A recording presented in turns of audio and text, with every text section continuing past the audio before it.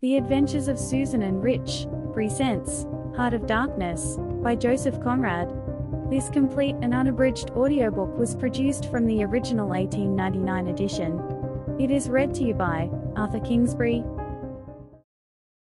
Part 1. The Nelly, a cruising yawl, swung to her anchor without a flutter of the sails, and was at rest. The flood had made, the wind was nearly calm, and being bound down the river, the only thing for it was to come to and wait for the turn of the tide. The sea reach of the Thames stretched before us like the beginning of an interminable waterway. In the offing the sea and the sky were welded together without a joint, and in the luminous space the tan sails of the barges drifting up with the tide seemed to stand still in red clusters of canvas sharply peaked, with gleams of varnished sprits. A haze rested on the low shores that ran out to sea in vanishing flatness. The air was dark above Gravesend, and farther back still seemed condensed into a mournful gloom, brooding motionless over the biggest, and the greatest, town on earth. The director of companies was our captain and our host. We four affectionately watched his back as he stood in the bows looking to seaward. On the whole river there was nothing that looked half so nautical. He resembled a pilot, which to a seaman is trustworthiness personified. It was difficult to realize his work was not out there in the luminous estuary, but behind him, within the brooding gloom. Between us there was, as I have already said somewhere, the bond of the sea. Besides holding our hearts together through long periods of separation, it had the effect of making us tolerant of each other's yarns, and even convictions. The lawyer, the best of old fellows, had, because of his many years and many virtues, the only cushion on deck, and was lying on the only rug. The accountant had brought out already a box of dominoes, and was toying architecturally with the bones. Marlowe sat cross-legged right aft, leaning against the mizzen-mast. He had sunken cheeks, a yellow complexion, a straight back, an ascetic aspect, and, with his arms dropped, the palms of hands outwards, resembled an idol. The director, satisfied the anchor had good hold, made his way aft and sat down amongst us. We exchanged a few words lazily. Afterwards there was silence on board the yacht. For some reason or other we did not begin that game of dominoes. We felt meditative, and fit for nothing but placid staring. The day was ending in a serenity of still, and exquisite brilliance. The water shone pacifically, the sky, without a speck, was a benign immensity of unstained light, the very mist on the Essex marsh was like a gauzy and radiant fabric, hung from the wooded rises inland, and draping the low shores in diaphanous folds. Only the gloom to the west, brooding over the upper reaches, became more sombre every minute, as if angered by the approach of the sun. And at last, in its curved and imperceptible fall, the sun sank low, and from glowing white changed to a dull red without rays and without heat, as if about to go out suddenly, stricken to death by the touch of that gloom brooding over a crowd of men. Forthwith a change came over the waters, and the serenity became less brilliant but more profound.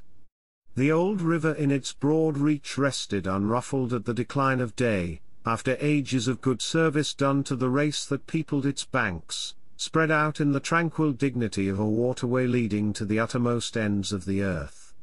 We looked at the venerable stream not in the vivid flush of a short day that comes and departs forever, but in the august light of abiding memories. And indeed nothing is easier for a man who has, as the phrase goes, followed the sea with reverence and affection, than to evoke the great spirit of the past upon the lower reaches of the Thames. The tidal current runs to and fro in its unceasing service, crowded with memories of men and ships it had borne to the rest of home or to the battles of the sea. It had known and served all the men of whom the nation is proud, from Sir Francis Drake to Sir John Franklin, knights all, titled and untitled, the great knights-errant of the sea. It had borne all the ships whose names are like jewels flashing in the night of time, from the Golden Hind returning with her rotund flanks full of treasure, to be visited by the Queen's Highness and thus pass out of the gigantic tail, to the Erebus and Terror, bound on other conquests, and that never returned. It had known the ships and the men. They had sailed from Deptford, from Greenwich, from Erith, the adventurers and the settlers, king's ships and the ships of men on change, captains, admirals, the dark interlopers of the Eastern trade, and the commissioned generals of East India fleets. Hunters for gold or pursuers of fame, they all had gone out on that stream, bearing the sword, and often the torch, messengers of the might within the land, bearers of a spark from the sacred fire. What greatness had not floated on the ebb of that river into the mystery of an unknown earth? The dreams of men, the seed of commonwealths, the germs of empires. The sun set, the dusk fell on the stream, and lights began to appear along the shore. The Chapman Lighthouse, a three-legged thing erect on a mud flat, shone strongly. Lights of ships moved in the fairway, a great stir of lights going up and going down. And farther west on the upper reaches the place of the monstrous town was still marked ominously on the sky, a brooding gloom in sunshine, a lurid glare under the stars. And this also, said Marlowe suddenly, has been one of the dark places of the earth. He was the only man of us who still followed the sea. The worst that could be said of him was that he did not represent his class. He was a seaman, but he was a wanderer, too, while most seamen lead, if one may so express it, a sedentary life. Their minds are of the stay-at-home order, and their home is always with them, the ship, and so is their country, the sea. One ship is very much like another, and the sea is always the same. In the immutability of their surroundings the foreign shores, the foreign faces, the changing immensity of life, glide past, veiled not by a sense of mystery but by a slightly disdainful ignorance, for there is nothing mysterious to a seaman unless it be the sea itself, which is the mistress of his existence and as inscrutable as destiny. For the rest, after his hours of work, a casual stroll or a casual spree on shore suffices to unfold for him the secret of a whole continent, and generally he finds the secret not worth knowing. The yarns of seamen have a direct simplicity, the whole meaning of which lies within the shell of a cracked nut. But Marlowe was not typical, if his propensity to spin yarns be accepted, and to him the meaning of an episode was not inside like a kernel but outside, enveloping the tale which brought it out only as a glow brings out a haze, in the likeness of one of these misty halos that sometimes are made visible by the spectral illumination of moonshine. His remark did not seem at all surprising. It was just like Marlowe. It was accepted in silence. No one took the trouble to grunt even, and presently he said, very slow, I was thinking of very old times, when the Romans first came here, 1900 years ago, the other day, light came out of this river since, you say nights. Yes, but it is like a running blaze on a plain, like a flash of lightning in the clouds. We live in the flicker, may it last as long as the old earth keeps rolling. But darkness was here yesterday.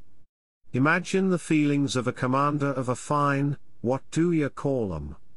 Trireme in the Mediterranean, ordered suddenly to the north, run overland across the Gauls in a hurry, put in charge of one of these craft the legionaries, a wonderful lot of handy men they must have been, too, used to build, apparently by the hundred, in a month or two, if we may believe what we read. Imagine him here, the very end of the world, a sea the color of lead, a sky the color of smoke, a kind of ship about as rigid as a concertina, and going up this river with stores, or orders, or what you like. Sandbanks, marshes, forests, savages, precious little to eat fit for a civilized man, nothing but Thames water to drink. No Falernian wine here, no going ashore.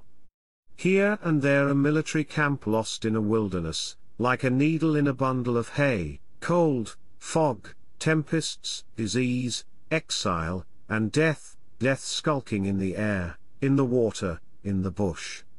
They must have been dying like flies here. Oh, yes, he did it.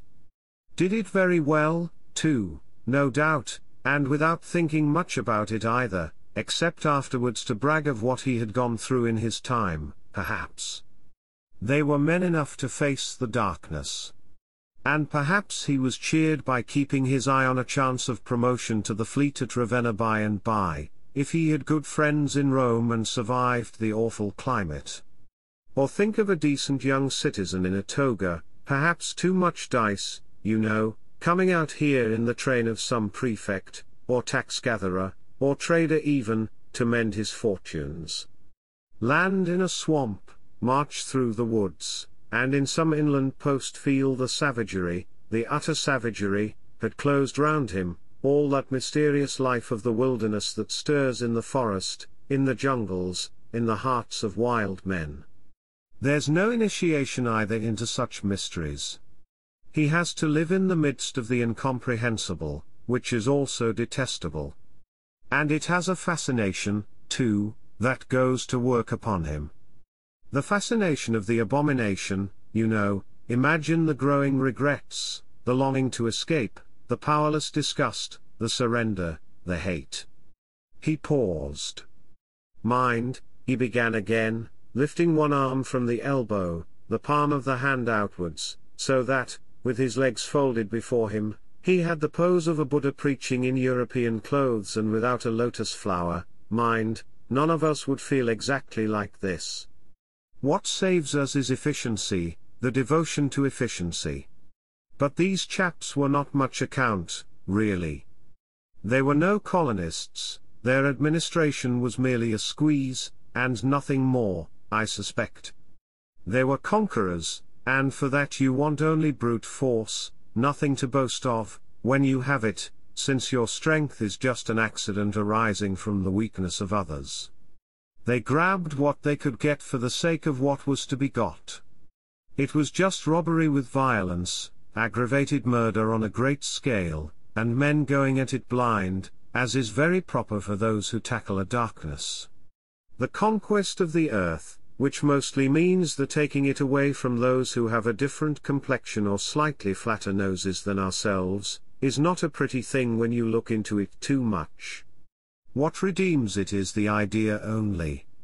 An idea at the back of it, not a sentimental pretense but an idea, and an unselfish belief in the idea, something you can set up, and bow down before, and offer a sacrifice to. He broke off. Flames glided in the river, small green flames, red flames, white flames, pursuing, overtaking, joining, crossing each other, then separating slowly or hastily.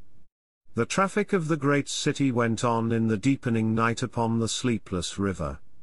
We looked on, waiting patiently. There was nothing else to do till the end of the flood, but it was only after a long silence, when he said, in a hesitating voice, "I suppose you fellows remember I did once turn freshwater sailor for a bit, that we knew we were fated, before the ebb began to run, to hear about one of Marlowe's inconclusive experiences. I don't want to bother you much with what happened to me personally," he began, showing in this remark the weakness of many tellers of tales who seem so often unaware of what their audience would like best to hear. "Yet to understand the effect of it on me you ought to know how I got out there, what I saw, how I went up that river to the place where I first met the poor chap. It was the farthest point of navigation, and the culminating point of my experience. It seemed somehow to throw a kind of light on everything about me, and into my thoughts. It was somber enough, too, and pitiful, not extraordinary in any way, not very clear either. No, not very clear. And yet it seemed to throw a kind of light. I had then, as you remember, just returned to London after a lot of Indian Ocean, Pacific, China seas, a regular dose of the East, 6 years or so, and I was loafing about, hindering you fellows in your work and invading your homes, just as though I had got a heavenly mission to civilize you. It was very fine for a time, but after a bit I did get tired of resting. Then I began to look for a ship, I should think the hardest work on earth. But the ships wouldn't even look at me. And I got tired of that game, too. Now when I was a little chap I had a passion for maps. I would look for hours at South America, or Africa, or Australia, and lose myself in all the glories of exploration. At that time there were many blank spaces on the earth, and when I saw one that looked particularly inviting on a map, but they all look that, I would put my finger on it and say, when I grow up I will go there. The North Pole was one of these places, I remember. Well, I haven't been there yet, and shall not try now. The glamour's off. Other places were scattered about the hemispheres. I have been in some of them, and? Well, we won't talk about that. But there was one yet, the biggest, the most blank, so to speak, that I had a hankering after. True, by this time it was not a blank space anymore. It had got filled since my boyhood with rivers and lakes and names. It had ceased to be a blank space of delightful mystery, a white patch for a boy to dream gloriously over. It had become a place of darkness. But there was in it one river especially, a mighty big river, that you could see on the map, resembling an immense snake uncoiled, with its head in the sea, its body at rest curving afar over a vast country, and its tail lost in the depths of the land. And as I looked at the map of it in a shop window, it fascinated me as a snake would a bird, a silly little bird.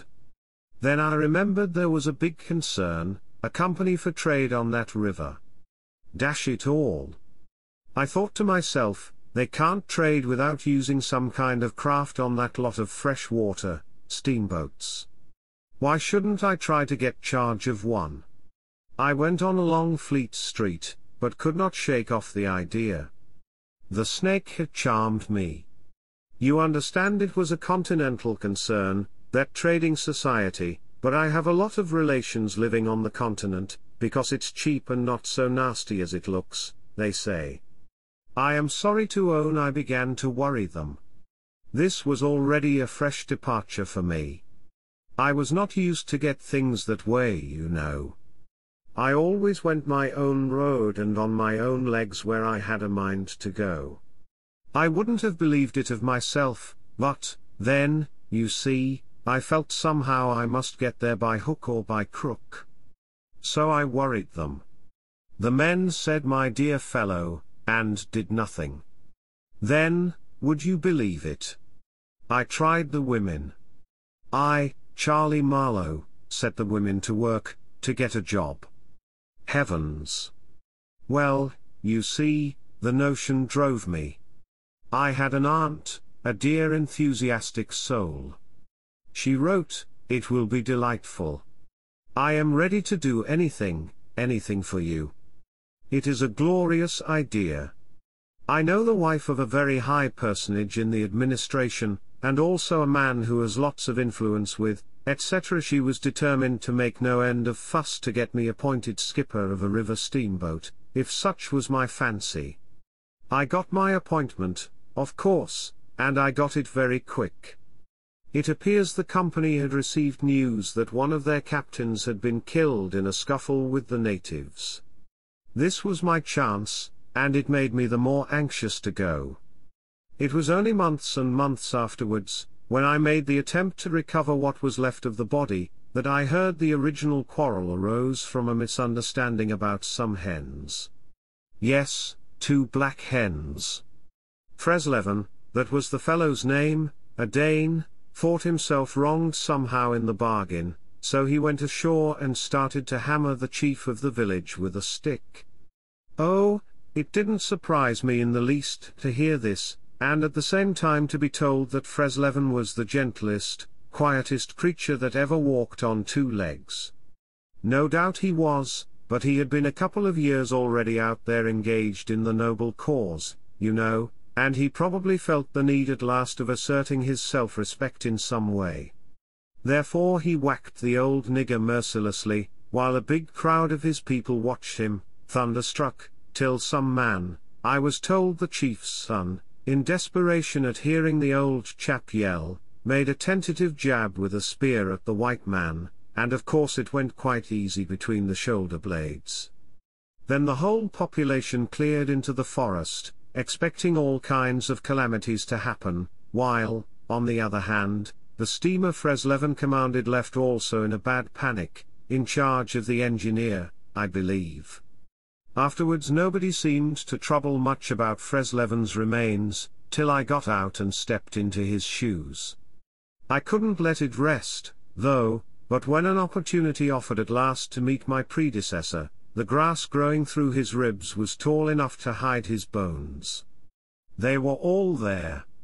The supernatural being had not been touched after he fell. And the village was deserted, the huts gaped black, rotting, all askew within the fallen enclosures. A calamity had come to it, sure enough. The people had vanished. Mad terror had scattered them, men, women, and children, through the bush, and they had never returned. What became of the hens I don't know either. I should think the cause of progress got them, anyhow? However, through this glorious affair I got my appointment, before I had fairly begun to hope for it. I flew around like mad to get ready, and before 48 hours I was crossing the channel to show myself to my employers, and sign the contract. In a very few hours I arrived in a city that always makes me think of a whited sepulchre. Prejudice, no doubt. I had no difficulty in finding the company's offices. It was the biggest thing in the town, and everybody I met was full of it. They were going to run an overseas empire, and make no end of coin by trade. A narrow and deserted street in deep shadow, high houses, innumerable windows with Venetian blinds, a dead silence, grass sprouting between the stones, imposing carriage archways right and left, immense double doors standing ponderously ajar. I slipped through one of these cracks, went up a swept and ungarnished staircase, as arid as a desert, and opened the first door I came to. Two women, one fat and the other slim, sat on straw-bottomed chairs, knitting black wool. The slim one got up and walked straight at me, still knitting with downcast eyes, and only just as I began to think of getting out of her way, as you would for a somnambulist, stood still, and looked up. Her dress was as plain as an umbrella cover, and she turned round without a word and preceded me into a waiting room. I gave my name, and looked about. Deal table in the middle, plain chairs all round the walls, on one end a large shining map, marked with all the colors of a rainbow. There was a vast amount of red, good to see at any time, because one knows that some real work is done in there, a deuce of a lot of blue, a little green, smears of orange and, on the east coast, a purple patch, to show where the jolly pioneers of progress drink the jolly lager beer. However, I wasn't going into any of these. I was going into the yellow. Dead in the center. And the river was there, fascinating, deadly, like a snake. Ook. A door opened, a white-haired secretarial head, but wearing a compassionate expression, appeared, and a skinny forefinger beckoned me into the sanctuary. Its light was dim, and a heavy writing desk squatted in the middle. From behind that structure came out an impression of pale plumpness in a frock-coat. The great man himself. He was 5'6", I should judge, and had his grip on the handle end of ever so many millions. He shook hands, I fancy, murmured vaguely, was satisfied with my French. Bon voyage. In about 45 seconds I found myself again in the waiting room with the compassionate secretary, who, full of desolation and sympathy, made me sign some document. I believe I undertook amongst other things not to disclose any trade secrets. Well, I am not going to. I began to feel slightly uneasy. You know I am not used to such ceremonies, and there was something ominous in the atmosphere. It was just as though I had been let into some conspiracy, I don't know, something not quite right, and I was glad to get out. In the outer room the two women knitted black wool feverishly. People were arriving, and the younger one was walking back and forth introducing them. The old one sat on her chair. Her flat cloth slippers were propped up on a foot warmer, and a cat reposed on her lap. She wore a starched white affair on her head, had a wart on one cheek, and silver-rimmed spectacles hung on the tip of her nose. She glanced at me above the glasses. The swift and indifferent placidity of that look troubled me. Two youths with foolish and cheery countenances were being piloted over, and she threw at them the same quick glance of unconcerned wisdom. She seemed to know all about them and about me too. An eerie feeling came over me. She seemed uncanny and fateful. Often far away there I thought of these two, guarding the door of darkness, knitting black wool as for a warm pall, one introducing continuously to the unknown, the other scrutinizing the cheery and foolish faces with unconcerned old eyes. Av. Old knitter of black wool. Morituri te salutant. Not many of those she looked at ever saw her again, not half, by a long way. There was yet a visit to the doctor. A simple formality, assured me the secretary, with an air of taking an immense part in all my sorrows. Accordingly a young chap wearing his hat over the left eyebrow, some clerk I suppose, there must have been clerks in the business, though the house was as still as a house in a city of the dead, came from somewhere upstairs, and led me forth. He was shabby and careless, with ink stains on the sleeves of his jacket, and his cravat was large and billowy, under a chin shaped like the toe of an old boot.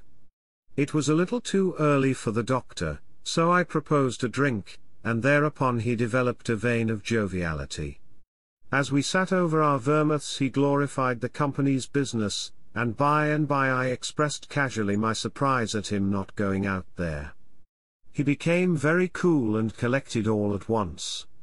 "I am not such a fool as I look," quoth Plato to his disciples, he said sententiously, emptied his glass with great resolution, and we rose. The old doctor felt my pulse, evidently thinking of something else the while. Good for there," he mumbled, and then with a certain eagerness asked me whether I would let him measure my head. Rather surprised, I said yes, when he produced a thing like calipers and got the dimensions back and front and every way, taking notes carefully. He was an unshaven little man in a threadbare coat like a gabardine, with his feet in slippers, and I thought him a harmless fool. "I always ask leave, in the interests of science, to measure the crania of those going out there," he said. "And when they come back, too?" I asked. "Oh, I never see them," he remarked, "and, moreover, the changes take place inside, you know." He smiled, as if at some quiet joke. "So you are going out there? Famous. Interesting, too." He gave me a searching glance, and made another note. "Ever any madness in your family?" he asked, in a matter-of-fact tone. I felt very annoyed. "Is that question in the interests of science, too?" "It would be," he said, without taking notice of my irritation, "interesting for science to watch the mental changes of individuals on the spot, but—" "Are you an alienist?" I interrupted. "Every doctor should be, a little," answered that original, imperturbably. "I have a little theory which you messieurs who go out there must help me to prove. This is my share in the advantages my country shall reap from the possession of such a magnificent dependency. The mere wealth I leave to others.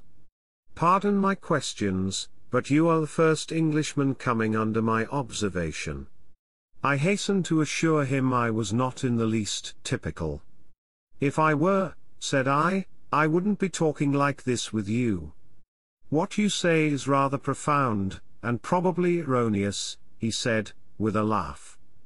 Avoid irritation more than exposure to the sun. Adieu. How do you English say, a? Goodbye. Ah. Goodbye. Adieu. In the tropics one must before everything keep calm. He lifted a warning forefinger. Do calm, do calm. One thing more remained to do, say goodbye to my excellent aunt. I found her triumphant. I had a cup of tea, the last decent cup of tea for many days, and in a room that most soothingly looked just as you would expect a lady's drawing room to look, we had a long quiet chat by the fireside. In the course of these confidences it became quite plain to me I had been represented to the wife of the high dignitary, and goodness knows to how many more people besides, as an exceptional and gifted creature, a piece of good fortune for the company, a man you don't get hold of every day. Good heavens! And I was going to take charge of a 2-penny halfpenny river steamboat with a penny whistle attached. It appeared, however, I was also one of the workers, with a capital, you know. Something like an emissary of light, something like a lower sort of apostle. There had been a lot of such rot let loose in print and talk just about that time, and the excellent woman, living right in the rush of all that humbug, got carried off her feet. She talked about weaning those ignorant millions from their horrid ways, till, upon my word, she made me quite uncomfortable. I ventured to hint that the company was run for profit. You forget, dear Charlie, that the laborer is worthy of his hire, she said, brightly. It's queer how out of touch with truth women are. They live in a world of their own, and there has never been anything like it, and never can be. It is too beautiful altogether, and if they were to set it up it would go to pieces before the first sunset. Some confounded fact we men have been living contentedly with ever since the day of creation would start up and knock the whole thing over. After this I got embraced, told to wear flannel, be sure to write often, and so on, and I left.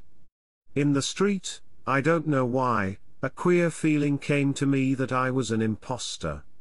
Odd thing that I, who used to clear out for any part of the world at 24 hours notice, with less thought than most men give to the crossing of a street, had a moment, I won't say of hesitation, but of startled pause, before this commonplace affair. The best way I can explain it to you is by saying that, for a second or two, I felt as though, instead of going to the center of a continent, I were about to set off for the center of the earth. I left in a French steamer, and she called in every blamed port they have out there, for, as far as I could see, the sole purpose of landing soldiers and custom-house officers. I watched the coast. Watching a coast as it slips by the ship is like thinking about an enigma. There it is before you, smiling, frowning, inviting, grand, mean, insipid, or savage, and always mute with an air of whispering, "Come and find out." This one was almost featureless, as if still in the making, with an aspect of monotonous grimness. The edge of a colossal jungle, so dark green as to be almost black, fringed with white surf, ran straight, like a ruled line, far, far away along a blue sea whose glitter was blurred by a creeping mist. The sun was fierce, the land seemed to glisten, and drip with steam. Here and there greyish-whitish specks showed up clustered inside the white surf, with a flag flying above them perhaps. Settlements some centuries old, and still no bigger than pinheads on the untouched expanse of their background. We pounded along, stopped, landed soldiers went on, landed custom-house clerks to levy toll in what looked like a godforsaken wilderness, with a tin shed and a flag-pole lost in it, landed more soldiers, to take care of the custom-house clerks, presumably. Some, I heard, got drowned in the surf, but whether they did or not, nobody seemed particularly to care. They were just flung out there, and on we went. Every day the coast looked the same, as though we had not moved, but we passed various places, trading places, with names like Gran Bassam, Little Popo, names that seemed to belong to some sordid farce acted in front of a sinister backcloth. The idleness of a passenger, my isolation amongst all these men with whom I had no point of contact, the oily and languid sea, the uniform somberness of the coast, seemed to keep me away from the truth of things, within the toil of a mournful and senseless delusion. The voice of the surf heard now and then was a positive pleasure, like the speech of a brother. It was something natural, that had its reason, that had a meaning. Now and then a boat from the shore gave one momentary contact with reality. It was paddled by black fellows. You could see from afar the white of their eyeballs glistening. They shouted, sang, their bodies streamed with perspiration, they had faces like grotesque masks, these chaps, but they had bone, muscle, a wild vitality, an intense energy of movement, that was as natural and true as the surf along their coast. They wanted no excuse for being there. They were a great comfort to look at.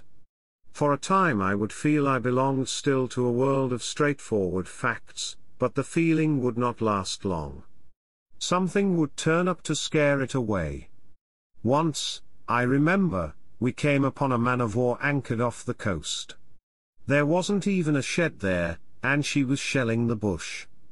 It appears the French had one of their wars going on thereabouts. Her ensign dropped limp like a rag, the muzzles of the long 6-inch guns stuck out all over the low hull, the greasy, slimy swell swung her up lazily and let her down, swaying her thin masts. In the empty immensity of earth, sky, and water, there she was, incomprehensible, firing into a continent. Pop, would go one of the 6-inch guns, a small flame would dart and vanish, a little white smoke would disappear, a tiny projectile would give a feeble screech, and nothing happened. Nothing could happen. There was a touch of insanity in the proceeding, a sense of lugubrious drollery in the sight, and it was not dissipated by somebody on board assuring me earnestly there was a camp of natives, he called them enemies, hidden out of sight somewhere. We gave her letters. I heard the men in that lonely ship were dying of fever at the rate of 3 a day, and went on. We called at some more places with farcical names, where the merry dance of death and trade goes on in a still and earthy atmosphere as of an overheated catacomb, all along the formless coast bordered by dangerous surf, as if nature herself had tried to ward off intruders, in and out of rivers, streams of death in life, whose banks were rotting into mud, whose waters, thickened into slime, invaded the contorted mangroves, that seemed to writhe at us in the extremity of an impotent despair. Nowhere did we stop long enough to get a particularized impression, but the general sense of vague and oppressive wonder grew upon me. It was like a weary pilgrimage amongst hints for nightmares. It was upward of 30 days before I saw the mouth of the big river. We anchored off the seat of the government. But my work would not begin till some 200 miles farther on. So as soon as I could I made a start for a place 30 miles higher up. I had my passage on a little seagoing steamer. Her captain was a Swede, and knowing me for a seaman, invited me on the bridge. He was a young man, lean, fair, and morose, with lanky hair and a shuffling gait. As we left the miserable little wharf, he tossed his head contemptuously at the shore. "Been living there?" he asked. I said, "Yes." "Fine lot these government chaps, are they not?" He went on, speaking English with great precision, and considerable bitterness. "It is funny what some people will do for a few francs a month. I wonder what becomes of that kind when it goes up country." I said to him I expected to see that soon. "So, he exclaimed. He shuffled athwart, keeping one eye ahead vigilantly. "Don't be too sure," he continued. "The other day I took up a man who hanged himself on the road. He was a Swede, too. Hanged himself. Why, in God's name?" I cried. He kept on looking out watchfully. Who knows? The sun too much for him, or the country perhaps? At last we opened a reach. A rocky cliff appeared, mounds of turned-up earth by the shore, houses on a hill, others with iron roofs, amongst a waste of excavations, or hanging to the declivity. A continuous noise of the rapids above hovered over this scene of inhabited devastation. A lot of people, mostly black and naked, moved about like ants. A jetty projected into the river. A blinding sunlight drowned all this at times in a sudden recrudescence of glare. "There's your company's station," said the Swede, pointing to 3 wooden barrack-like structures on the rocky slope.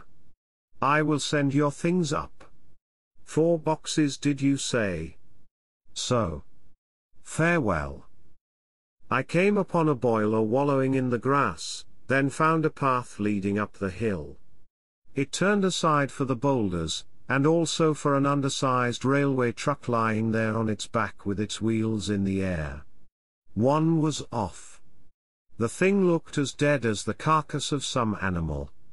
I came upon more pieces of decaying machinery, a stack of rusty rails. To the left a clump of trees made a shady spot, where dark things seemed to stir feebly. I blinked, the path was steep. A horn tooted to the right, and I saw the black people run. A heavy and dull detonation shook the ground, a puff of smoke came out of the cliff, and that was all. No change appeared on the face of the rock. They were building a railway. The cliff was not in the way or anything, but this objectless blasting was all the work going on. A slight clinking behind me made me turn my head. 6 black men advanced in a file, toiling up the path. They walked erect and slow, balancing small baskets full of earth on their heads, and the clink kept time with their footsteps. Black rags were wound round their loins, and the short ends behind waggled to and fro like tails. I could see every rib, the joints of their limbs were like knots in a rope, each had an iron collar on his neck, and all were connected together with a chain whose bights swung between them, rhythmically clinking. Another report from the cliff made me think suddenly of that ship of war I had seen firing into a continent. It was the same kind of ominous voice, but these men could by no stretch of imagination be called enemies. They were called criminals, and the outraged law, like the bursting shells, had come to them, an insoluble mystery from the sea. All their meager breasts panted together, the violently dilated nostrils quivered, the eyes stared stonily uphill. They passed me within 6 inches, without a glance, with that complete, death-like indifference of unhappy savages. Behind this raw matter one of the reclaimed, the product of the new forces at work, strolled despondently, carrying a rifle by its middle. He had a uniform jacket with one button off, and seeing a white man on the path, hoisted his weapon to his shoulder with alacrity.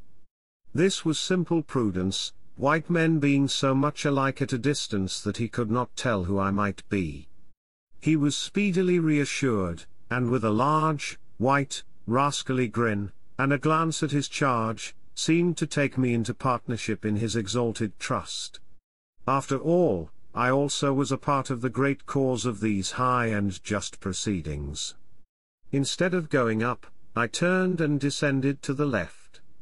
My idea was to let that chain gang get out of sight before I climbed the hill. You know I am not particularly tender, I've had to strike and to fend off. I've had to resist and to attack sometimes, that's only one way of resisting, without counting the exact cost, according to the demands of such sort of life as I had blundered into. I've seen the devil of violence, and the devil of greed, and the devil of hot desire, but, by all the stars, these were strong, lusty, red-eyed devils, that swayed and drove men, I tell you. But as I stood on this hillside, I foresaw that in the blinding sunshine of that land I would become acquainted with a flabby, pretending, weak-eyed devil of a rapacious and pitiless folly. How insidious he could be, too, I was only to find out several months later and 1,000 miles farther. For a moment I stood appalled, as though by a warning. Finally I descended the hill, obliquely, towards the trees I had seen.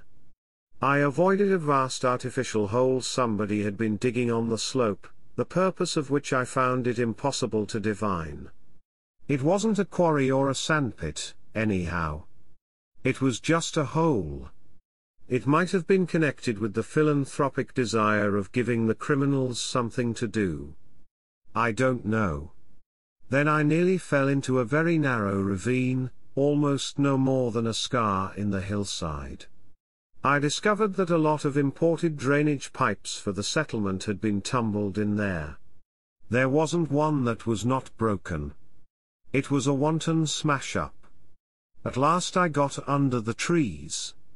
My purpose was to stroll into the shade for a moment, but no sooner within than it seemed to me I had stepped into the gloomy circle of some inferno. The rapids were near, and an uninterrupted, uniform, headlong, rushing noise filled the mournful stillness of the grove, where not a breath stirred, not a leaf moved, with a mysterious sound, as though the tearing pace of the launched earth had suddenly become audible. Black shapes crouched, sat between the trees leaning against the trunks, clinging to the earth, half coming out, half effaced within the dim light, in all the attitudes of pain, abandonment, and despair. Another mine on the cliff went off, followed by a slight shudder of the soil under my feet.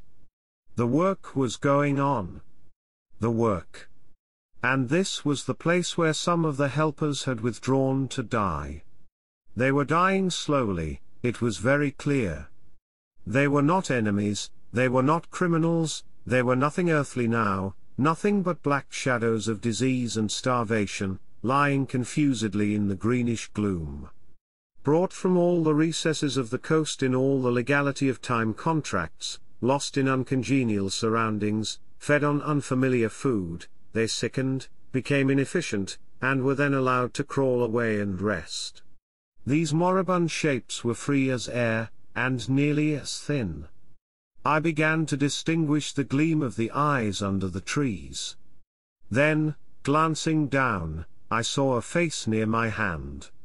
The black bones reclined at full length with one shoulder against the tree, and slowly the eyelids rose and the sunken eyes looked up at me, enormous and vacant, a kind of blind, white flicker in the depths of the orbs, which died out slowly. The man seemed young, almost a boy, but with them it's hard to tell. I found nothing else to do but to offer him one of my good Swede's ship's biscuits I had in my pocket. The fingers closed slowly on it and held, there was no other movement and no other glance. He had tied a bit of white worsted round his neck. Why? Where did he get it? Was it a badge, an ornament, a charm, a propitiatory act? Was there any idea at all connected with it? It looked startling round his black neck, this bit of white thread from beyond the seas. Near the same tree two more bundles of acute angles sat with their legs drawn up. One, with his chin propped on his knees, stared at nothing, in an intolerable and appalling manner. His brother phantom rested its forehead, as if overcome with a great weariness, and all about others were scattered in every pose of contorted collapse, as in some picture of a massacre or a pestilence. While I stood horror-struck, one of these creatures rose to his hands and knees, and went off on all fours towards the river to drink. He lapped out of his hand, then sat up in the sunlight, crossing his shins in front of him, and after a time let his woolly head fall on his breastbone. I didn't want any more loitering in the shade, and I made haste towards the station. When near the buildings I met a white man, in such an unexpected elegance of get-up that in the first moment I took him for a sort of vision. I saw a high starched collar, white cuffs, a light alpaca jacket, snowy trousers, a clean necktie, and varnished boots. No hat. hair parted, brushed, oiled, under a green-lined parasol held in a big white hand. He was amazing, and had a pen holder behind his ear. I shook hands with this miracle, and I learned he was the company's chief accountant, and that all the bookkeeping was done at this station. He had come out for a moment, he said, to get a breath of fresh air.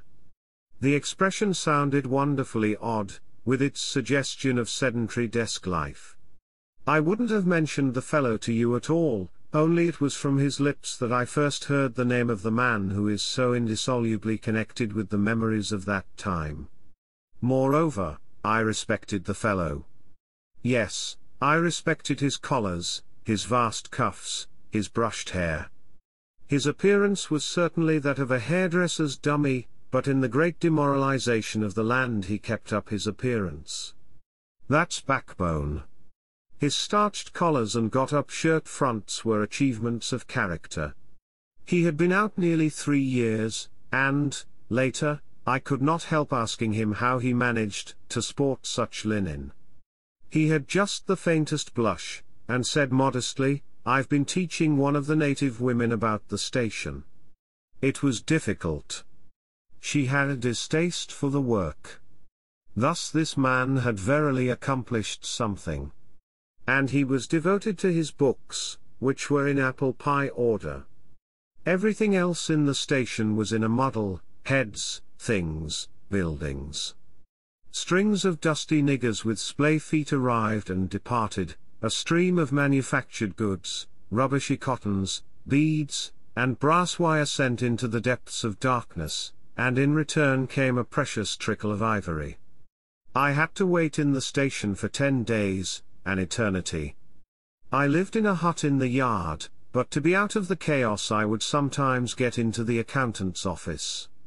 It was built of horizontal planks, and so badly put together that, as he bent over his high desk, he was barred from neck to heels with narrow strips of sunlight.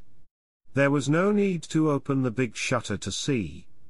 It was hot there, too. Big flies buzzed fiendishly, and did not sting, but stabbed. I sat generally on the floor, while, of faultless appearance, and even slightly scented, perching on a high stool, he wrote. Sometimes he stood up for exercise. When a truckle bed with a sick man, some invalid agent from up country, was put in there, he exhibited a gentle annoyance. "The groans of this sick person," he said, "distract my attention. And without that it is extremely difficult to guard against clerical errors in this climate." One day he remarked, without lifting his head, "In the interior you will no doubt meet Mr. Kurtz."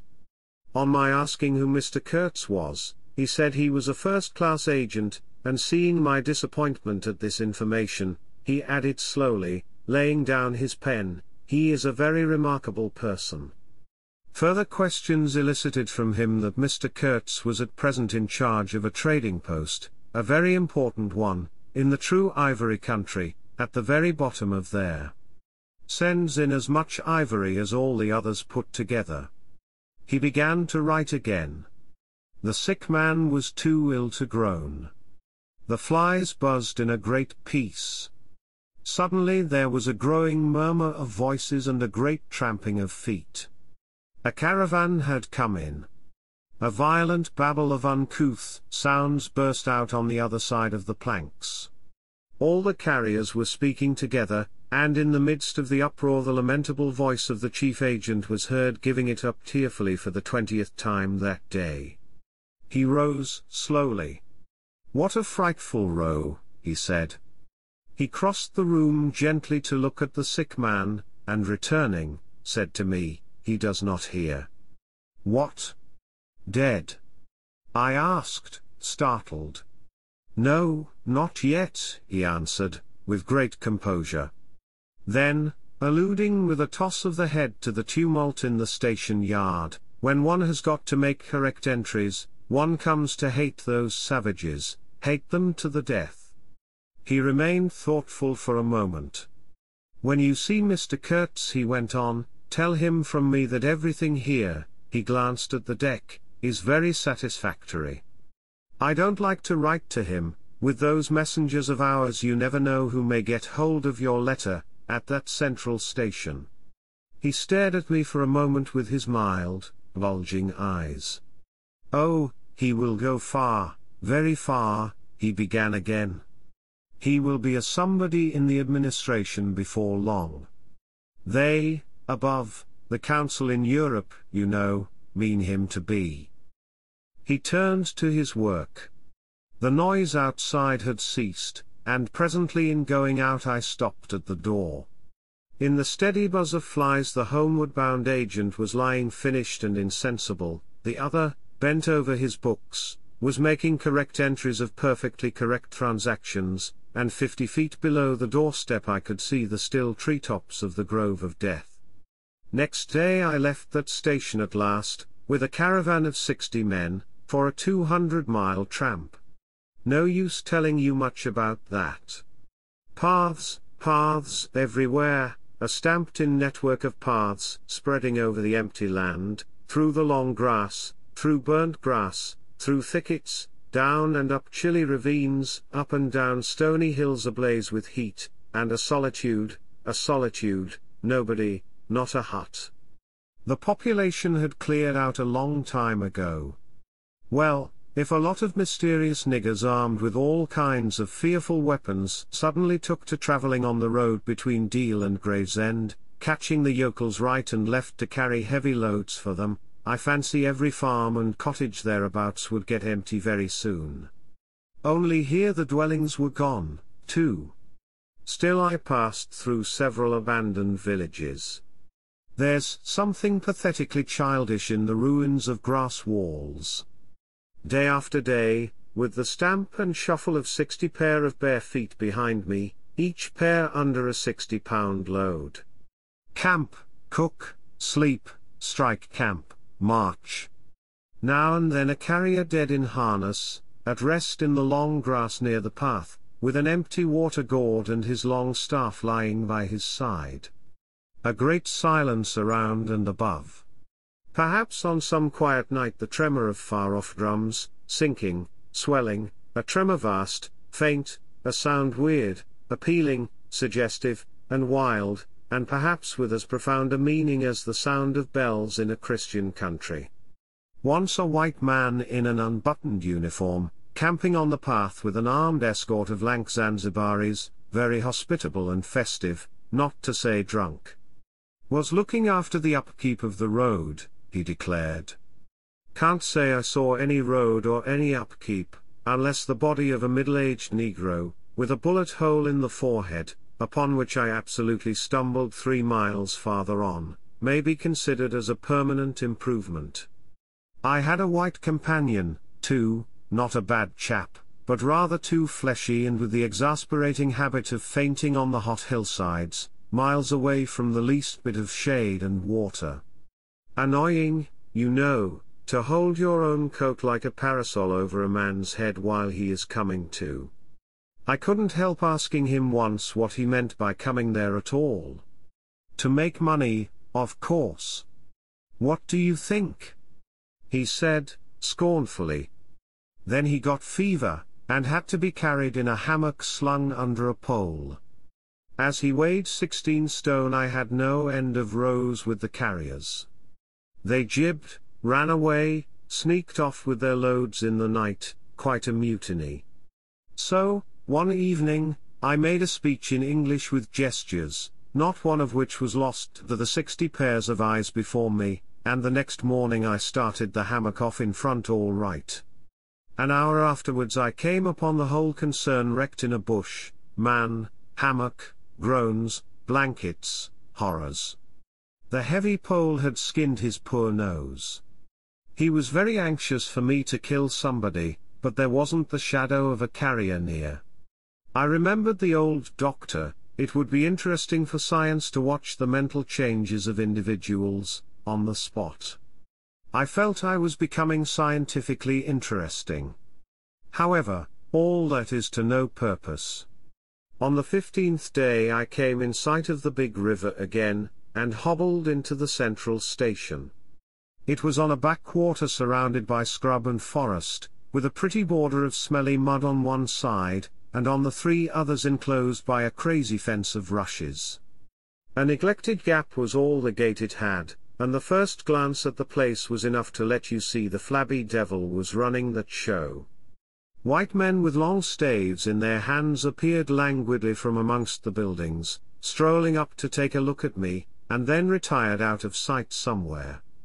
One of them, a stout, excitable chap with black moustaches, informed me with great volubility in many digressions, as soon as I told him who I was, that my steamer was at the bottom of the river. I was thunderstruck. What? How? Why? Oh, it was all right. The manager himself was there. All quite correct. Everybody had behaved splendidly. Splendidly! You must, he said in agitation, go and see the general manager at once. He is waiting. I did not see the real significance of that wreck at once. I fancy I see it now, but I am not sure, not at all. Certainly the affair was too stupid, when I think of it, to be altogether natural. Still. But at the moment it presented itself simply as a confounded nuisance. The steamer was sunk. They had started 2 days before in a sudden hurry up the river with the manager on board, in charge of some volunteer skipper, and before they had been out 3 hours they tore the bottom out of her on stones, and she sank near the south bank. I asked myself what I was to do there, now my boat was lost. As a matter of fact, I had plenty to do in fishing my command out of the river. I had to set about it the very next day. That, and the repairs when I brought the pieces to the station, took some months. My first interview with the manager was curious. He did not ask me to sit down after my 20-mile walk that morning. He was commonplace in complexion, in features, in manners, and in voice. He was of middle size and of ordinary build. His eyes, of the usual blue, were perhaps remarkably cold, and he certainly could make his glance fall on one as trenchant and heavy as an axe. But even at these times the rest of his person seemed to disclaim the intention. Otherwise there was only an indefinable, faint expression of his lips, something stealthy, a smile, not a smile, I remember it, but I can't explain. It was unconscious, this smile was, though just after he had said something it got intensified for an instant. It came at the end of his speeches like a seal applied on the words to make the meaning of the commonest phrase appear absolutely inscrutable. He was a common trader, from his youth up employed in these parts, nothing more. He was obeyed, yet he inspired neither love nor fear, nor even respect. He inspired uneasiness. That was it. Uneasiness. Not a definite mistrust, just uneasiness, nothing more. You have no idea how effective such a faculty can be. He had no genius for organizing, for initiative, or for order even. That was evident in such things as the deplorable state of the station. He had no learning, and no intelligence. His position had come to him, why? Perhaps because he was never ill. He had served 3 terms of 3 years out there. Because triumphant health in the general rout of constitutions is a kind of power in itself. When he went home on leave he rioted on a large scale, pompously? Jack ashore, with a difference, in externals only. This one could gather from his casual talk. He originated nothing, he could keep the routine going, that's all. But he was great. He was great by this little thing that it was impossible to tell what could control such a man. He never gave that secret away. Perhaps there was nothing within him. Such a suspicion made one pause, for out there were no external checks. Once when various tropical diseases had laid low almost every agent in the station, he was heard to say, "Men who come out here should have no entrails." He sealed the utterance with that smile of his, as though it had been a door opening into a darkness he had in his keeping. You fancied you had seen things, but the seal was on. When annoyed at meal times by the constant quarrels of the white men about precedence, he ordered an immense round table to be made, for which a special house had to be built. This was the station's mess room. Where he sat was the first place, the rest were nowhere. One felt this to be his unalterable conviction. He was neither civil nor uncivil. He was quiet. He allowed his boy, an overfed young Negro from the coast, to treat the white men, under his very eyes, with provoking insolence. He began to speak as soon as he saw me. I had been very long on the road. He could not wait. Had to start without me. The upriver stations had to be relieved. There had been so many delays already that he did not know who was dead and who was alive, and how they got on, and so on, and so on. He paid no attention to my explanations, and, playing with a stick of sealing wax, repeated several times that the situation was very grave, very grave. There were rumors that a very important station was in jeopardy, and its chief, Mr. Kurtz, was ill. Hoped it was not true. Mr. Kurtz was. I felt weary, and irritable. Hang Kurtz, I thought. I interrupted him by saying I had heard of Mr. Kurtz on the coast. Ah. So they talk of him down there, he murmured to himself. Then he began again, assuring me Mr. Kurtz was the best agent he had, an exceptional man, of the greatest importance to the company, therefore I could understand his anxiety. He was, he said, very, very uneasy. Certainly he fidgeted on his chair a good deal, exclaimed, "Ah, Mr. Kurtz." Broke the stick of sealing wax and seemed dumbfounded by the accident. Next thing he wanted to know how long it would take to. I interrupted him again. Being hungry, you know, and kept on my feet too. I was getting savage. How can I tell? I said. I haven't even seen the wreck yet, some months, no doubt. All this talk seemed to me so futile. Some months, he said. Well, let us say 3 months before we can make a start. Yes. That ought to do the affair. I flung out of his hut. He lived all alone in a clay hut with a sort of veranda, muttering to myself my opinion of him. He was a chattering idiot. Afterwards I took it back when it was borne in upon me startlingly with what extreme nicety he had estimated the time requisite for the affair. I went to work the next day, turning, so to speak, my back on that station. In that way only it seemed to me I could keep my hold on the redeeming facts of life. Still, one must look about sometimes, and then I saw this station, these men strolling aimlessly about in the sunshine of the yard. I asked myself sometimes what it all meant. They wandered here and there with their absurd long staves in their hands, like a lot of faithless pilgrims bewitched inside a rotten fence. The word ivory rang in the air, was whispered, was sighed. You would think they were praying to it. A taint of imbecile rapacity blew through it all, like a whiff from some corpse. By Jove! I've never seen anything so unreal in my life. And outside, the silent wilderness surrounding this cleared speck on the earth struck me as something great and invincible, like evil or truth, waiting patiently for the passing away of this fantastic invasion. Oh, these months! Well, never mind. Various things happened. One evening a grass shed full of calico, cotton prints, beads, and I don't know what else, burst into a blaze so suddenly that you would have thought the earth had opened to let an avenging fire consume all that trash.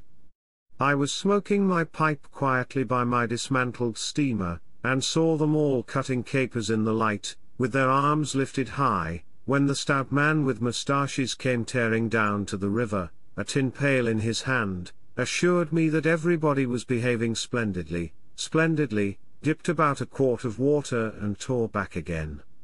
I noticed there was a hole in the bottom of his pail. I strolled up. There was no hurry. You see, the thing had gone off like a box of matches. It had been hopeless from the very first. The flame had leapt high, driven everybody back, lighted up everything, and collapsed. The shed was already a heap of embers glowing fiercely. A nigger was being beaten nearby.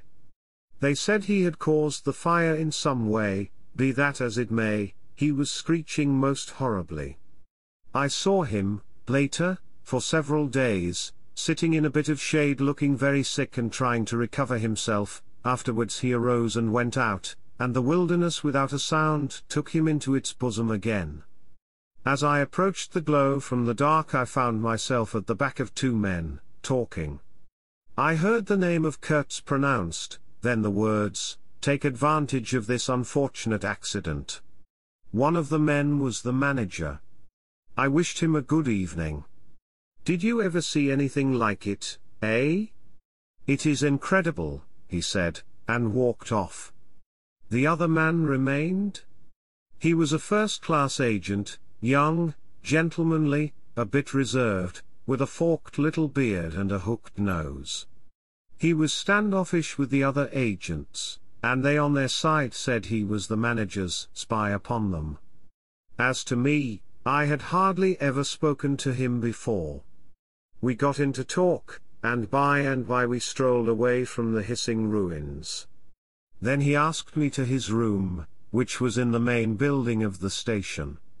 He struck a match, and I perceived that this young aristocrat had not only a silver-mounted dressing case but also a whole candle all to himself. Just at that time the manager was the only man supposed to have any right to candles. Native mats covered the clay walls, a collection of spears, assegais, shields, knives was hung up in trophies. The business entrusted to this fellow was the making of bricks, so I had been informed, but there wasn't a fragment of a brick anywhere in the station, and he had been there more than a year, waiting. It seems he could not make bricks without something, I don't know what, straw maybe. Anyway, it could not be found there, and as it was not likely to be sent from Europe, it did not appear clear to me what he was waiting for. An act of special creation perhaps. However, they were all waiting, all the 16 or 20 pilgrims of them, for something, and upon my word it did not seem an uncongenial occupation, from the way they took it, though the only thing that ever came to them was disease, as far as I could see. They beguiled the time by backbiting and intriguing against each other in a foolish kind of way.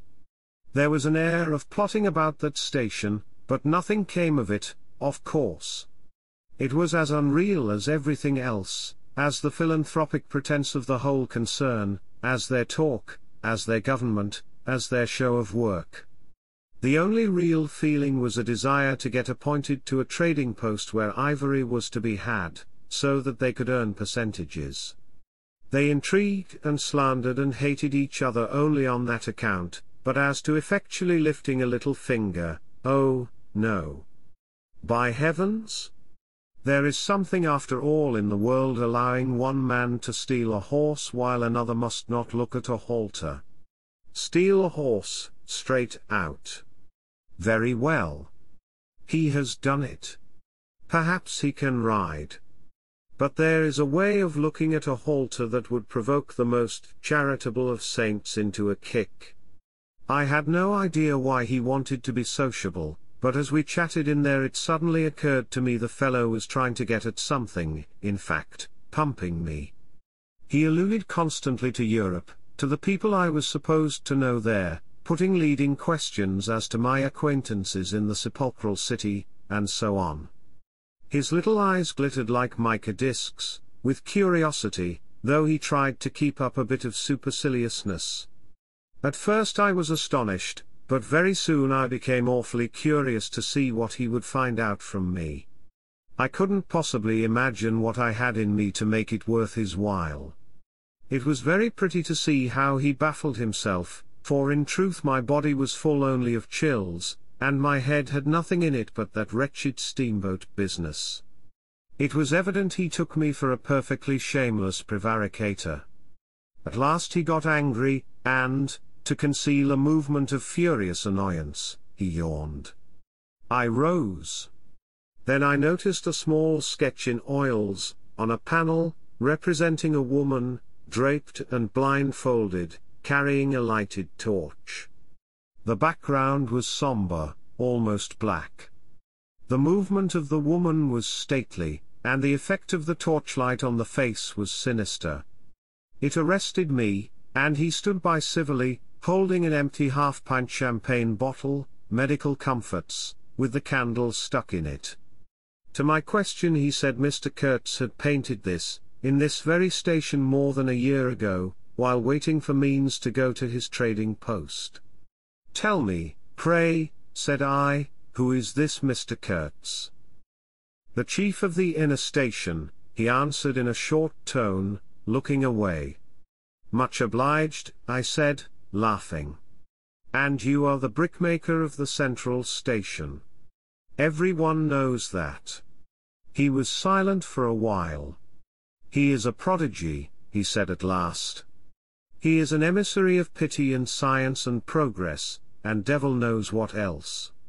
We want, he began to declaim suddenly, for the guidance of the cause entrusted to us by Europe, so to speak, higher intelligence, wide sympathies, a singleness of purpose.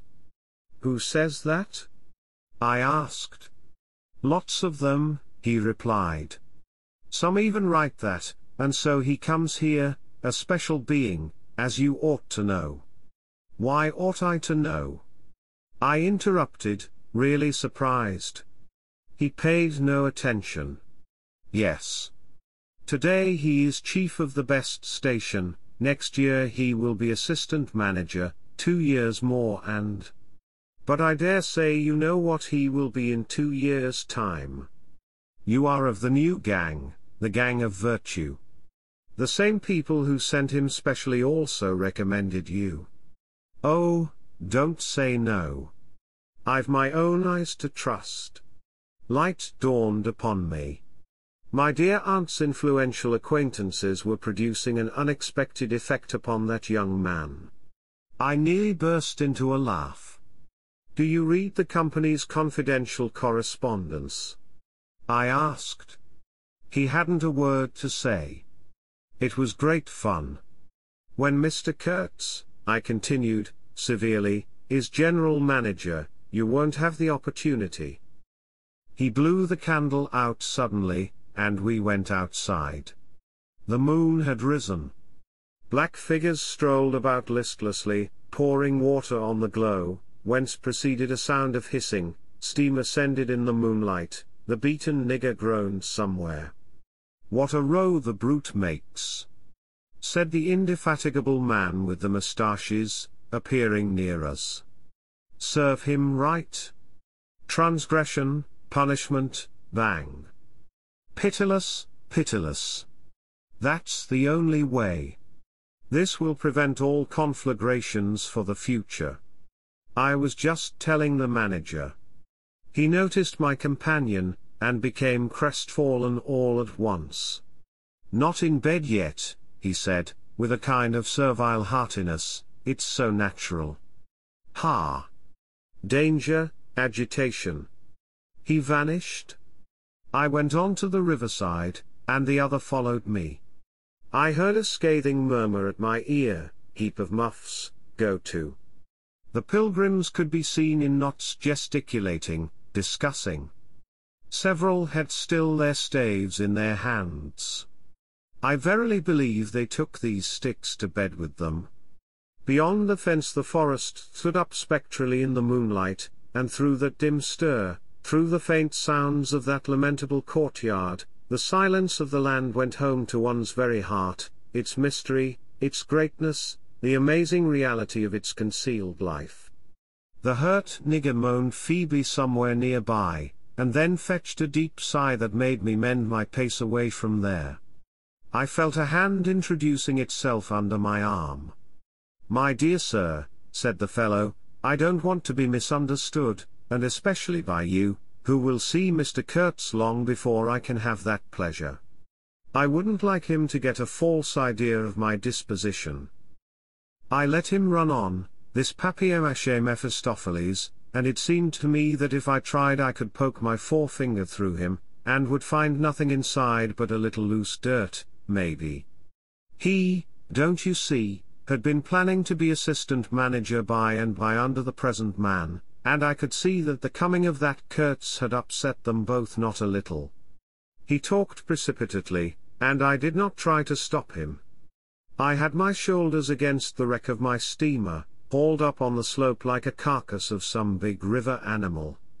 The smell of mud, of primeval mud, by Jove, was in my nostrils, the high stillness of primeval forest was before my eyes, there were shiny patches on the black creek. The moon had spread over everything a thin layer of silver, over the rank grass, over the mud, upon the wall of matted vegetation standing higher than the wall of a temple, over the great river I could see through a somber gap glittering, as it flowed broadly by without a murmur. All this was great, expectant, mute, while the man jabbered about himself. I wondered whether the stillness on the face of the immensity looking at us two were meant as an appeal or as a menace. What were we who had strayed in here? Could we handle that dumb thing, or would it handle us? I felt how big, how confoundedly big, was that thing that couldn't talk, and perhaps was deaf as well. What was in there? I could see a little ivory coming out from there, and I had heard Mr. Kurtz was in there. I had heard enough about it, too, God knows. Yet somehow it didn't bring any image with it, no more than if I had been told an angel or a fiend was in there. I believed it in the same way one of you might believe there are inhabitants in the planet Mars. I knew once a Scotch sailmaker who was certain, dead sure, there were people in Mars. If you asked him for some idea how they looked and behaved, he would get shy and mutter something about walking on all fours. If you as much as smiled, he would, though a man of 60, offer to fight you. I would not have gone so far as to fight for Kurtz, but I went for him near enough to a lie. You know I hate, detest, and can't bear a lie, not because I am straighter than the rest of us, but simply because it appalls me. There is a taint of death, a flavor of mortality in lies, which is exactly what I hate and detest in the world, what I want to forget.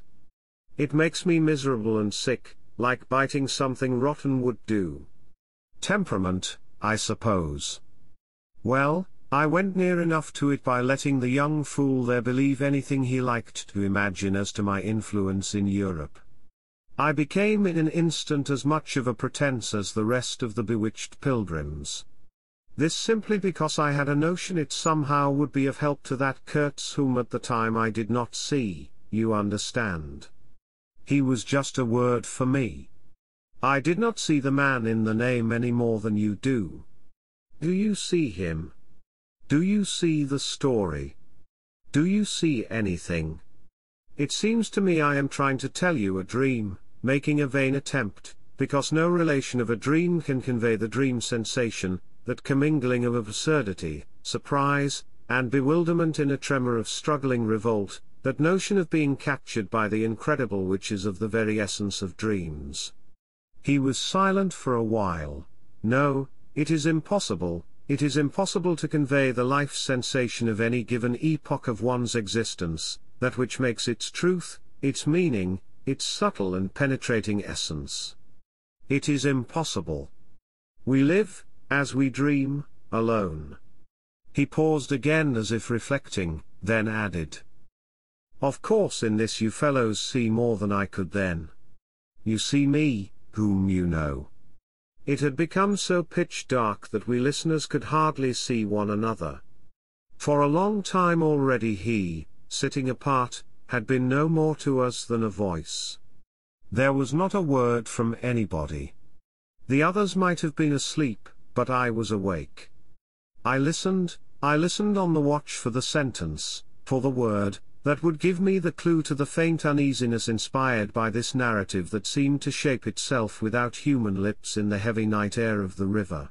Yes, I let him run on, Marlowe began again, and think what he pleased about the powers that were behind me. I did. And there was nothing behind me. There was nothing but that wretched, old, mangled steamboat I was leaning against, while he talked fluently about the necessity for every man to get on. And when one comes out here, you conceive, it is not to gaze at the moon. Mr. Kurtz was a universal genius, but even a genius would find it easier to work with adequate tools, intelligent men. He did not make bricks. Why, there was a physical impossibility in the way, as I was well aware, and if he did secretarial work for the manager, it was because no sensible man rejects wantonly the confidence of his superiors. Did I see it? I saw it. What more did I want? What I really wanted was rivets, by heaven. Rivets. To get on with the work, to stop the hole. Rivets I wanted. There were cases of them down at the coast, cases piled up, burst, split. You kicked a loose rivet at every second step in that station yard on the hillside. Rivets had rolled into the grove of death. You could fill your pockets with rivets for the trouble of stooping down, and there wasn't one rivet to be found where it was wanted. We had plates that would do, but nothing to fasten them with. And every week the messenger, a long Negro, letter bag on shoulder and staff in hand, left our station for the coast. And several times a week a coast caravan came in with trade goods, ghastly glazed calico that made you shudder only to look at it, glass beads value about a penny a quart, confounded spotted cotton handkerchiefs. And no rivets. 3 carriers could have brought all that was wanted to set that steamboat afloat. He was becoming confidential now, but I fancy my unresponsive attitude must have exasperated him at last, for he judged it necessary to inform me he feared neither God nor devil, let alone any mere man. I said I could see that very well, but what I wanted was a certain quantity of rivets, and rivets were what really Mr. Kurtz wanted, if he had only known it. Now letters went to the coast every week. "My dear sir," he cried, "I write from dictation. I demanded rivets." There was a way, for an intelligent man. He changed his manner, became very cold, and suddenly began to talk about a hippopotamus, wondered whether sleeping on board the steamer, I stuck to my salvage night and day, I wasn't disturbed. There was an old hippo that had the bad habit of getting out on the bank and roaming at night over the station grounds. The pilgrims used to turn out in a body and empty every rifle they could lay hands on at him. Some even had sat up o' nights for him. All this energy was wasted, though. "That animal has a charmed life," he said, "but you can say this only of brutes in this country. No man, you apprehend me. No man here bears a charmed life." He stood there for a moment in the moonlight with his delicate hooked nose, set a little askew, and his mica eyes glittering without a wink, then, with a curt good night, he strode off. I could see he was disturbed and considerably puzzled, which made me feel more hopeful than I had been for days. It was a great comfort to turn from that chap to my influential friend, the battered, twisted, ruined, tin-pot steamboat. I clambered on board. She rang under my feet like an empty Huntley and Palmer biscuit tin kicked along a gutter. She was nothing so solid in make, and rather less pretty in shape, but I had expended enough hard work on her to make me love her. No influential friend would have served me better. She had given me a chance to come out a bit, to find out what I could do. No, I don't like work. I had rather laze about and think of all the fine things that can be done. I don't like work, no man does, but I like what is in the work, the chance to find yourself. Your own reality, for yourself, not for others, what no other man can ever know. They can only see the mere show, and never can tell what it really means. I was not surprised to see somebody sitting aft on the deck, with his legs dangling over the mud. You see, I rather chummed with the few mechanics there were in that station, whom the other pilgrims naturally despised, on account of their imperfect manners, I suppose. This was the foreman, a boiler-maker by trade, a good worker. He was a lank, bony, yellow-faced man, with big intense eyes. His aspect was worried, and his head was as bald as the palm of my hand, but his hair in falling seemed to have stuck to his chin, and had prospered in the new locality, for his beard hung down to his waist. He was a widower with 6 young children. He had left them in charge of a sister of his to come out there, and the passion of his life was pigeon flying. He was an enthusiast, and a connoisseur. He would rave about pigeons. After work hours he used sometimes to come over from his hut for a talk about his children and his pigeons. At work, when he had to crawl in the mud under the bottom of the steamboat, he would tie up that beard of his in a kind of white serviette he brought for the purpose. It had loops to go over his ears. In the evening he could be seen squatted on the bank rinsing that wrapper in the creek with great care, then spreading it solemnly on a bush to dry. I slapped him on the back and shouted, "We shall have rivets." He scrambled to his feet exclaiming, "No. Rivets." As though he couldn't believe his ears. Then in a low voice, I don't know why we behaved like lunatics. I put my finger to the side of my nose and nodded mysteriously. "Good for you," he cried, snapped his fingers above his head, lifting one foot. I tried a jig. We capered on the iron deck. A frightful clatter came out of that hulk, and the virgin forest on the other bank of the creek sent it back in a thundering roll upon the sleeping station. It must have made some of the pilgrims sit up in their hovels. A dark figure obscured the lighted doorway of the manager's hut, vanished, then, a second or so after, the doorway itself vanished, too. We stopped, and the silence driven away by the stamping of our feet flowed back again from the recesses of the land. The great wall of vegetation, an exuberant and entangled mass of trunks, branches, leaves, boughs, festoons, motionless in the moonlight, was like a rioting invasion of soundless life, a rolling wave of plants, piled up, crested, ready to topple over the creek, to sweep every little man of us out of his little existence. And it moved not. A deadened burst of mighty splashes and snorts reached us from afar, as though an ichthyosaurus had been taking a bath of glitter in the great river. "After all," said the boiler-maker in a reasonable tone, "why shouldn't we get the rivets?" Why not, indeed? I did not know of any reason why we shouldn't. "They'll come in 3 weeks," I said confidently. But they didn't. Instead of rivets there came an invasion, an infliction, a visitation. It came in sections during the next 3 weeks, each section headed by a donkey carrying a white man in new clothes and tan shoes, bowing from that elevation right and left to the impressed pilgrims. A quarrelsome band of footsore sulky niggers trod on the heels of the donkey, a lot of tents, camp stools, tin boxes, white cases, brown bales would be shot down in the courtyard, and the air of mystery would deepen a little over the muddle of the station. 5 such installments came, with their absurd air of disorderly flight with the loot of innumerable outfit shops and provision stores, that, one would think, they were lugging, after a raid, into the wilderness for equitable division. It was an inextricable mess of things decent in themselves, but that human folly made look like the spoils of thieving. This devoted band called itself the El Dorado Exploring Expedition, and I believe they were sworn to secrecy. Their talk, however, was the talk of sordid buccaneers. It was reckless without hardihood, greedy without audacity, and cruel without courage. There was not an atom of foresight or of serious intention in the whole batch of them, and they did not seem aware these things are wanted for the work of the world.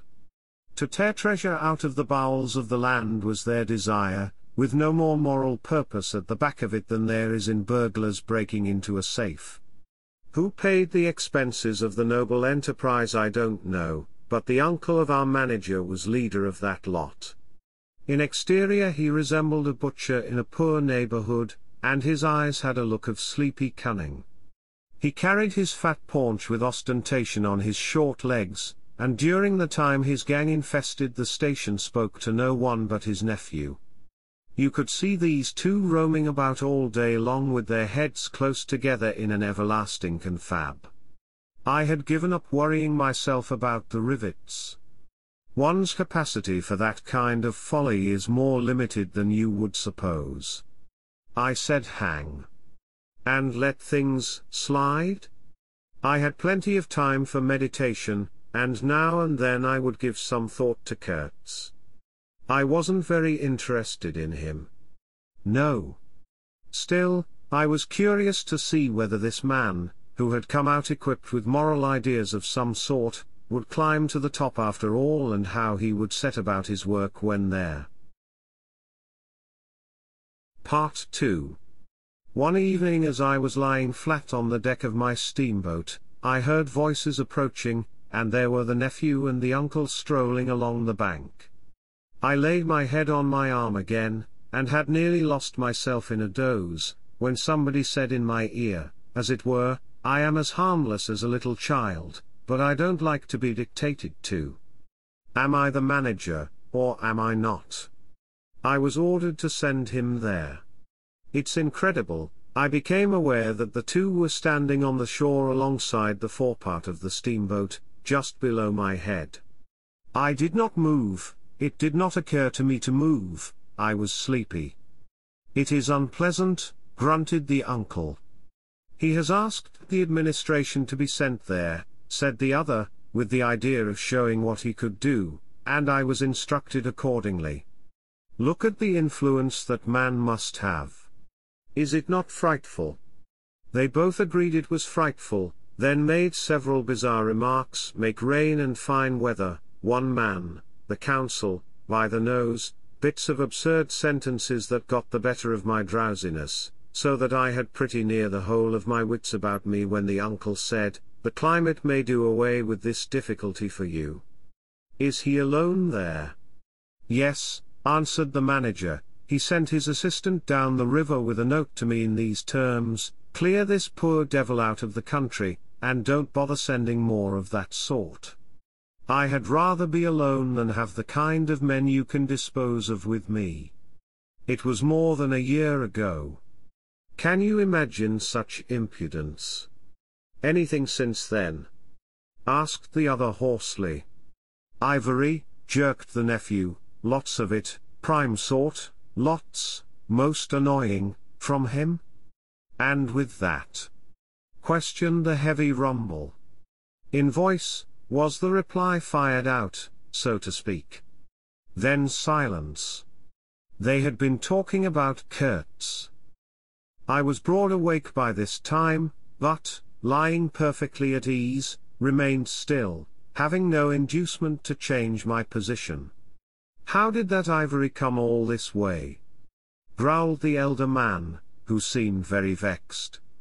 The other explained that it had come with a fleet of canoes in charge of an English half-caste clerk Kurtz had with him, that Kurtz had apparently intended to return himself, the station being by that time bare of goods and stores, but after coming 300 miles, had suddenly decided to go back, which he started to do alone in a small dugout with 4 paddlers, leaving the half-caste to continue down the river with the ivory. The two fellows there seemed astounded at anybody attempting such a thing. They were at a loss for an adequate motive. As to me, I seemed to see Kurtz for the first time. It was a distinct glimpse, the dugout, 4 paddling savages, and the lone white man turning his back suddenly on the headquarters, on relief, on thoughts of home, perhaps, setting his face towards the depths of the wilderness, towards his empty and desolate station. I did not know the motive. Perhaps he was just simply a fine fellow who stuck to his work for its own sake. His name, you understand, had not been pronounced once. He was that man.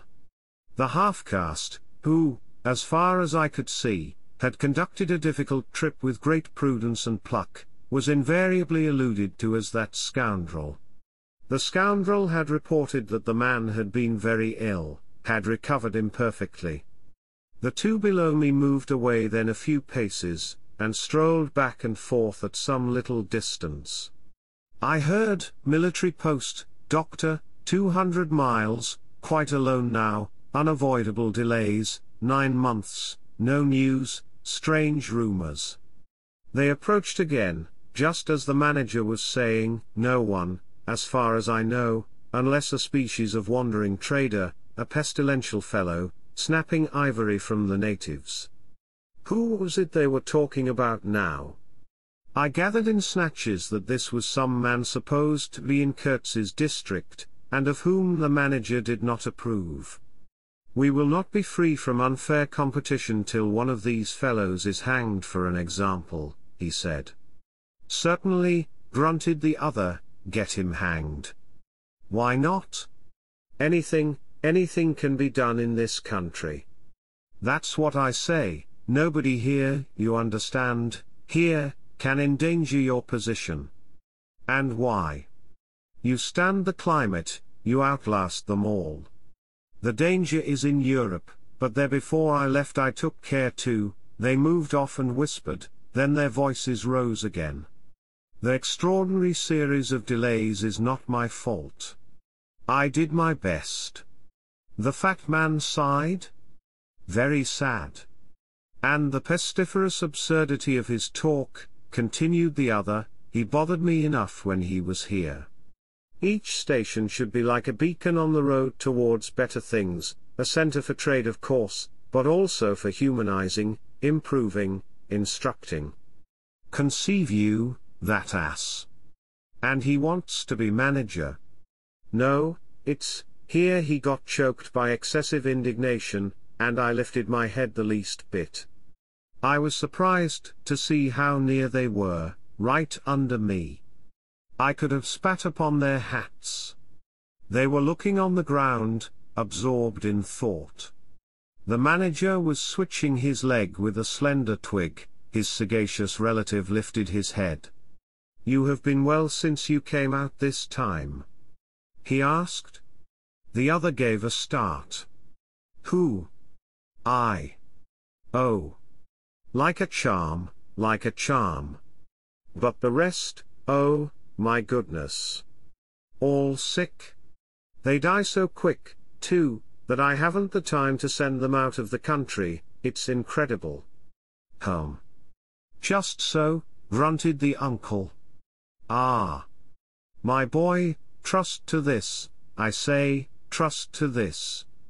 I saw him extend his short flipper an arm for a gesture that took in the forest, the creek, the mud, the river, seemed to beckon with a dishonoring flourish before the sunlit face of the land, a treacherous appeal to the lurking death, to the hidden evil, to the profound darkness of its heart. It was so startling that I leapt to my feet and looked back at the edge of the forest, as though I had expected an answer of some sort to that black display of confidence. You know the foolish notions that come to one sometimes. The high stillness confronted these two figures with its ominous patience, waiting for the passing away of a fantastic invasion. They swore aloud together, out of sheer fright, I believe, then pretending not to know anything of my existence, turned back to the station. The sun was low, and leaning forward side by side, they seemed to be tugging painfully uphill their two ridiculous shadows of unequal length, that trailed behind them slowly over the tall grass without bending a single blade. In a few days the El Dorado expedition went into the patient wilderness, that closed upon it as the sea closes over a diver. Long afterwards the news came that all the donkeys were dead. I know nothing as to the fate of the less valuable animals. They, no doubt, like the rest of us, found what they deserved. I did not inquire. I was then rather excited at the prospect of meeting Kurtz very soon. When I say very soon I mean it comparatively. It was just 2 months from the day we left the creek when we came to the bank below Kurtz's station. Going up that river was like traveling back to the earliest beginnings of the world, when vegetation rioted on the earth and the big trees were kings. An empty stream, a great silence, an impenetrable forest. The air was warm, thick, heavy, sluggish. There was no joy in the brilliance of sunshine. The long stretches of the waterway ran on, deserted, into the gloom of overshadowed distances. On silvery sandbanks hippos and alligators sunned themselves side by side.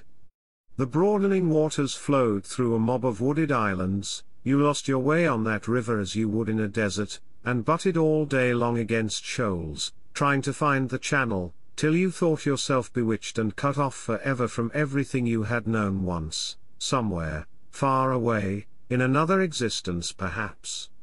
There were moments when one's past came back to one, as it will sometimes when you have not a moment to spare for yourself, but it came in the shape of an unrestful and noisy dream, remembered with wonder amongst the overwhelming realities of this strange world of plants, and water, and silence. And this stillness of life did not in the least resemble a peace. It was the stillness of an implacable force brooding over inscrutable intention. It looked at you with a vengeful aspect. I got used to it afterwards. I did not see it anymore. I had no time. I had to keep guessing at the channel. I had to discern, mostly by inspiration, the signs of hidden banks. I watched for sunken stones. I was learning to clap my teeth smartly before my heart flew out, when I shaved by a fluke some infernal sly old snag that would have ripped the life out of the tin pot steamboat and drowned all the pilgrims. I had to keep a lookout for the signs of dead wood we could cut up in the night for next day's steaming. When you have to attend to things of that sort, to the mere incidents of the surface, the reality, I tell you, fades. The inner truth is hidden, luckily. But I felt it all the same. I felt often its mysterious stillness watching me at my monkey tricks, just as it watches you fellows performing on your respective tightropes for, what is it? ½ a crown a tumble. Try to be civil, Marlowe, growled a voice, and I knew there was at least one listener awake besides myself. I beg your pardon. I forgot the heartache which makes up the rest of the price. And indeed what does the price matter, if the trick be well done? You do your tricks very well. And I didn't do badly either, since I managed not to sink that steamboat on my first trip. It's a wonder to me yet. Imagine a blindfolded man set to drive a van over a bad road. I sweated and shivered over that business considerably, I can tell you. After all, for a seaman, to scrape the bottom of the thing that's supposed to float all the time under his care is the unpardonable sin. No one may know of it, but you never forget the thump, eh? A blow on the very heart. You remember it, you dream of it, you wake up at night and think of it, years after, and go hot and cold all over. I don't pretend to say that steamboat floated all the time. More than once she had to wade for a bit, with 20 cannibals splashing around and pushing. We had enlisted some of these chaps on the way for a crew. Fine fellows, cannibals, in their place. They were men one could work with, and I am grateful to them. And, after all, they did not eat each other before my face. They had brought along a provision of hippo meat which went rotten, and made the mystery of the wilderness stink in my nostrils. Phoo! I can sniff it now. I had the manager on board and 3 or 4 pilgrims with their staves, all complete.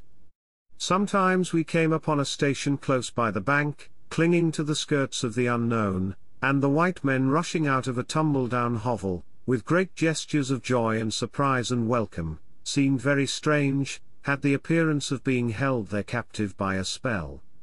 The word ivory would ring in the air for a while, and on we went again into the silence, along empty reaches, round the still bends, between the high walls of our winding way, reverberating in hollow claps the ponderous beat of the stern wheel. Trees, trees, millions of trees, massive, immense, running up high, and at their foot, hugging the bank against the stream, crept the little begrimed steamboat, like a sluggish beetle crawling on the floor of a lofty portico. It made you feel very small, very lost, and yet it was not altogether depressing, that feeling. After all, if you were small, the grimy beetle crawled on, which was just what you wanted it to do. Where the pilgrims imagined it crawled to I don't know. To some place where they expected to get something. I bet. For me it crawled towards Kurtz, exclusively, but when the steam pipes started leaking we crawled very slow.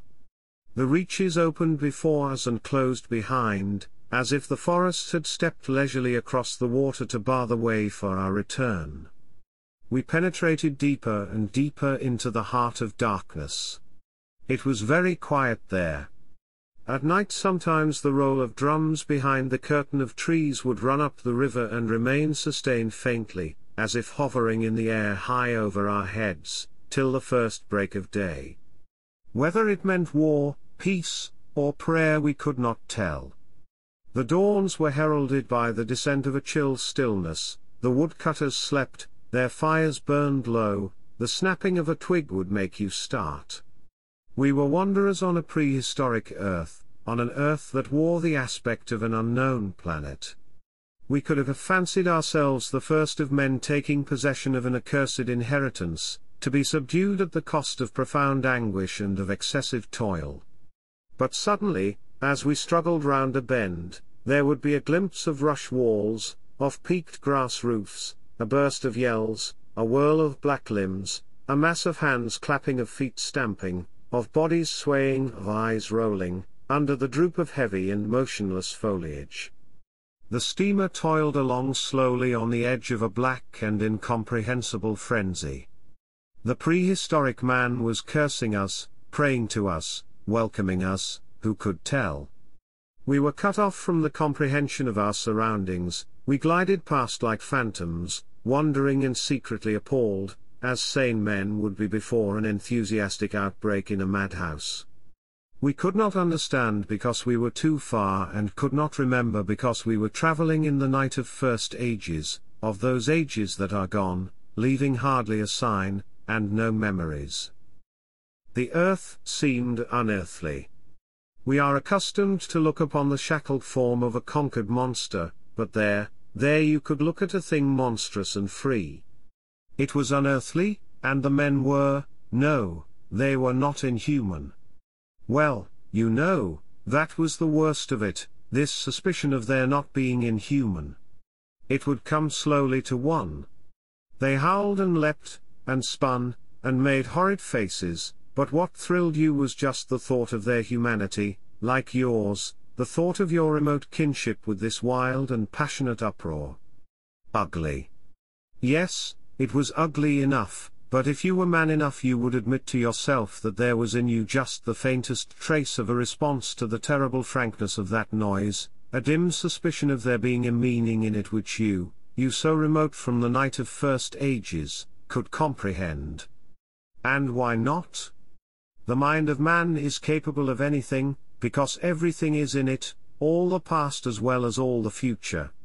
What was there after all? Joy, fear, sorrow, devotion, valor, rage, who can tell? But truth, truth's stripped of its cloak of time. Let the fool gape and shudder, the man knows, and can look on without a wink. But he must at least be as much of a man as these on the shore. He must meet that truth with his own true stuff, with his own inborn strength. Principles won't do. Acquisitions, clothes, pretty rags, rags that would fly off at the first good shake. No, you want a deliberate belief. An appeal to me in this fiendish row, is there? Very well, I hear, I admit, but I have a voice, too, and for good or evil mine is the speech that cannot be silenced. Of course, a fool, what with sheer fright and fine sentiments, is always safe. Who's that grunting? You wonder I didn't go ashore for a howl and a dance. Well, no, I didn't. Fine sentiments, you say. Fine sentiments, be hanged. I had no time. I had to mess about with white lead and strips of woolen blanket helping to put bandages on those leaky steam pipes, I tell you. I had to watch the steering, and circumvent those snags, and get the tin pot along by hook or by crook. There was surface truth enough in these things to save a wiser man. And between whiles I had to look after the savage who was fireman. He was an improved specimen, he could fire up a vertical boiler. He was there below me, and, upon my word, to look at him was as edifying as seeing a dog in a parody of breeches and a feather hat, walking on his hind legs. A few months of training had done for that really fine chap. He squinted at the steam gauge and at the water gauge with an evident effort of intrepidity, and he had filed teeth, too, the poor devil, and the wool of his pate shaved into queer patterns, and 3 ornamental scars on each of his cheeks. He ought to have been clapping his hands and stamping his feet on the bank, instead of which he was hard at work, a thrall to strange witchcraft, full of improving knowledge. He was useful because he had been instructed, and what he knew was this, that should the water in that transparent thing disappear, the evil spirit inside the boiler would get angry through the greatness of his thirst, and take a terrible vengeance. So he sweated and fired up and watched the glass fearfully, with an impromptu charm, made of rags, tied to his arm, and a piece of polished bone, as big as a watch, stuck flatways through his lower lip, while the wooded banks slipped past us slowly, the short noise was left behind, the interminable miles of silence, and we crept on, towards Kurtz. But the snags were thick, the water was treacherous and shallow, the boiler seemed indeed to have a sulky devil in it, and thus neither that fireman nor I had any time to peer into our creepy thoughts. Some 50 miles below the inner station we came upon a hut of reeds, an inclined and melancholy pole, with the unrecognizable tatters of what had been a flag of some sort flying from it, and a neatly stacked wood pile. This was unexpected. We came to the bank, and on the stack of firewood found a flat piece of board with some faded pencil writing on it.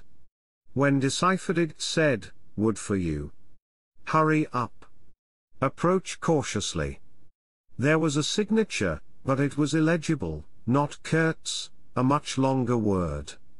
Hurry up. Where? Up the river. Approach cautiously.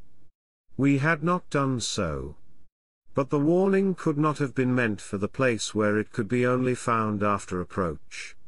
Something was wrong above. But what, and how much? That was the question. We commented adversely upon the imbecility of that telegraphic style. The bush around said nothing, and would not let us look very far, either. A torn curtain of red twill hung in the doorway of the hut, and flapped sadly in our faces. The dwelling was dismantled, but we could see a white man had lived there not very long ago. There remained a rude table, a plank on 2 posts, a heap of rubbish reposed in a dark corner, and by the door I picked up a book. It had lost its covers, and the pages had been thumbed into a state of extremely dirty softness, but the back had been lovingly stitched afresh with white cotton thread, which looked clean yet. It was an extraordinary find. Its title was, An Inquiry into Some Points of Seamanship, by a man Towson, some such name, Master in His Majesty's Navy. The matter looked dreary reading enough, with illustrative diagrams and repulsive tables of figures, and the copy was 60 years old. I handled this amazing antiquity with the greatest possible tenderness, lest it should dissolve in my hands. Within, Towser was inquiring earnestly into the breaking strain of ships' chains and tackle, and other such matters. Not a very enthralling book, but at the first glance you could see there a singleness of intention, an honest concern for the right way of going to work, which made these humble pages, thought out so many years ago, luminous with another than a professional light. The simple old sailor, with his talk of chains and purchases, made me forget the jungle and the pilgrims in a delicious sensation of having come upon something unmistakably real. Such a book being there was wonderful enough, but still more astounding were the notes penciled in the margin, and plainly referring to the text. I couldn't believe my eyes. They were in cipher. Yes, it looked like cipher. Fancy a man lugging with him a book of that description into this nowhere and studying it, and making notes, in cipher at that. It was an extravagant mystery. I had been dimly aware for some time of a worrying noise, and when I lifted my eyes I saw the wood pile was gone, and the manager, aided by all the pilgrims, was shouting at me from the riverside. I slipped the book into my pocket. I assure you to leave off reading was like tearing myself away from the shelter of an old and solid friendship. I started the lame engine ahead. It must be this miserable trader, this intruder, exclaimed the manager, looking back malevolently at the place we had left. He must be English, I said. It will not save him from getting into trouble if he is not careful, muttered the manager darkly. I observed with assumed innocence that no man was safe from trouble in this world. The current was more rapid now, the steamer seemed at her last gasp, the stern wheel flopped languidly, and I caught myself listening on tiptoe for the next beat of the boat, for in sober truth I expected the wretched thing to give up every moment. It was like watching the last flickers of a life. But still we crawled. Sometimes I would pick out a tree a little way ahead to measure our progress towards Kurt's Bay, but I lost it invariably before we got abreast. To keep the eyes so long on one thing was too much for human patience. The manager displayed a beautiful resignation. I fretted and fumed and took to arguing with myself whether or no I would talk openly with Kurtz. But before I could come to any conclusion it occurred to me that my speech or my silence, indeed any action of mine, would be a mere futility. What did it matter what anyone knew or ignored? What did it matter who was manager? One gets sometimes such a flash of insight. The essentials of this affair lay deep under the surface, beyond my reach, and beyond my power of meddling. Towards the evening of the second day we judged ourselves about 8 miles from Kurtz's station. I wanted to push on, but the manager looked grave, and told me the navigation up there was so dangerous that it would be advisable, the sun being very low already, to wait where we were till next morning. Moreover, he pointed out that if the warning to approach cautiously were to be followed, we must approach in daylight, not at dusk or in the dark. This was sensible enough. 8 miles meant nearly 3 hours steaming for us, and I could also see suspicious ripples at the upper end of the reach. Nevertheless, I was annoyed beyond expression at the delay, and most unreasonably, too, since one night more could not matter much after so many months. As we had plenty of wood, and caution was the word, I brought up in the middle of the stream. The reach was narrow, straight, with high sides like a railway cutting. The dusk came gliding into it long before the sun had set. The current ran smooth and swift, but a dumb immobility sat on the banks. The living trees, lashed together by the creepers and every living bush of the undergrowth, might have been changed into stone, even to the slenderest twig, to the lightest leaf.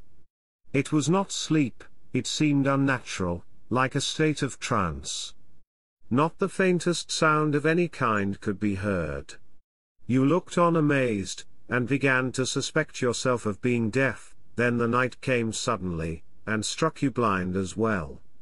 About 3 in the morning some large fish leapt, and the loud splash made me jump as though a gun had been fired.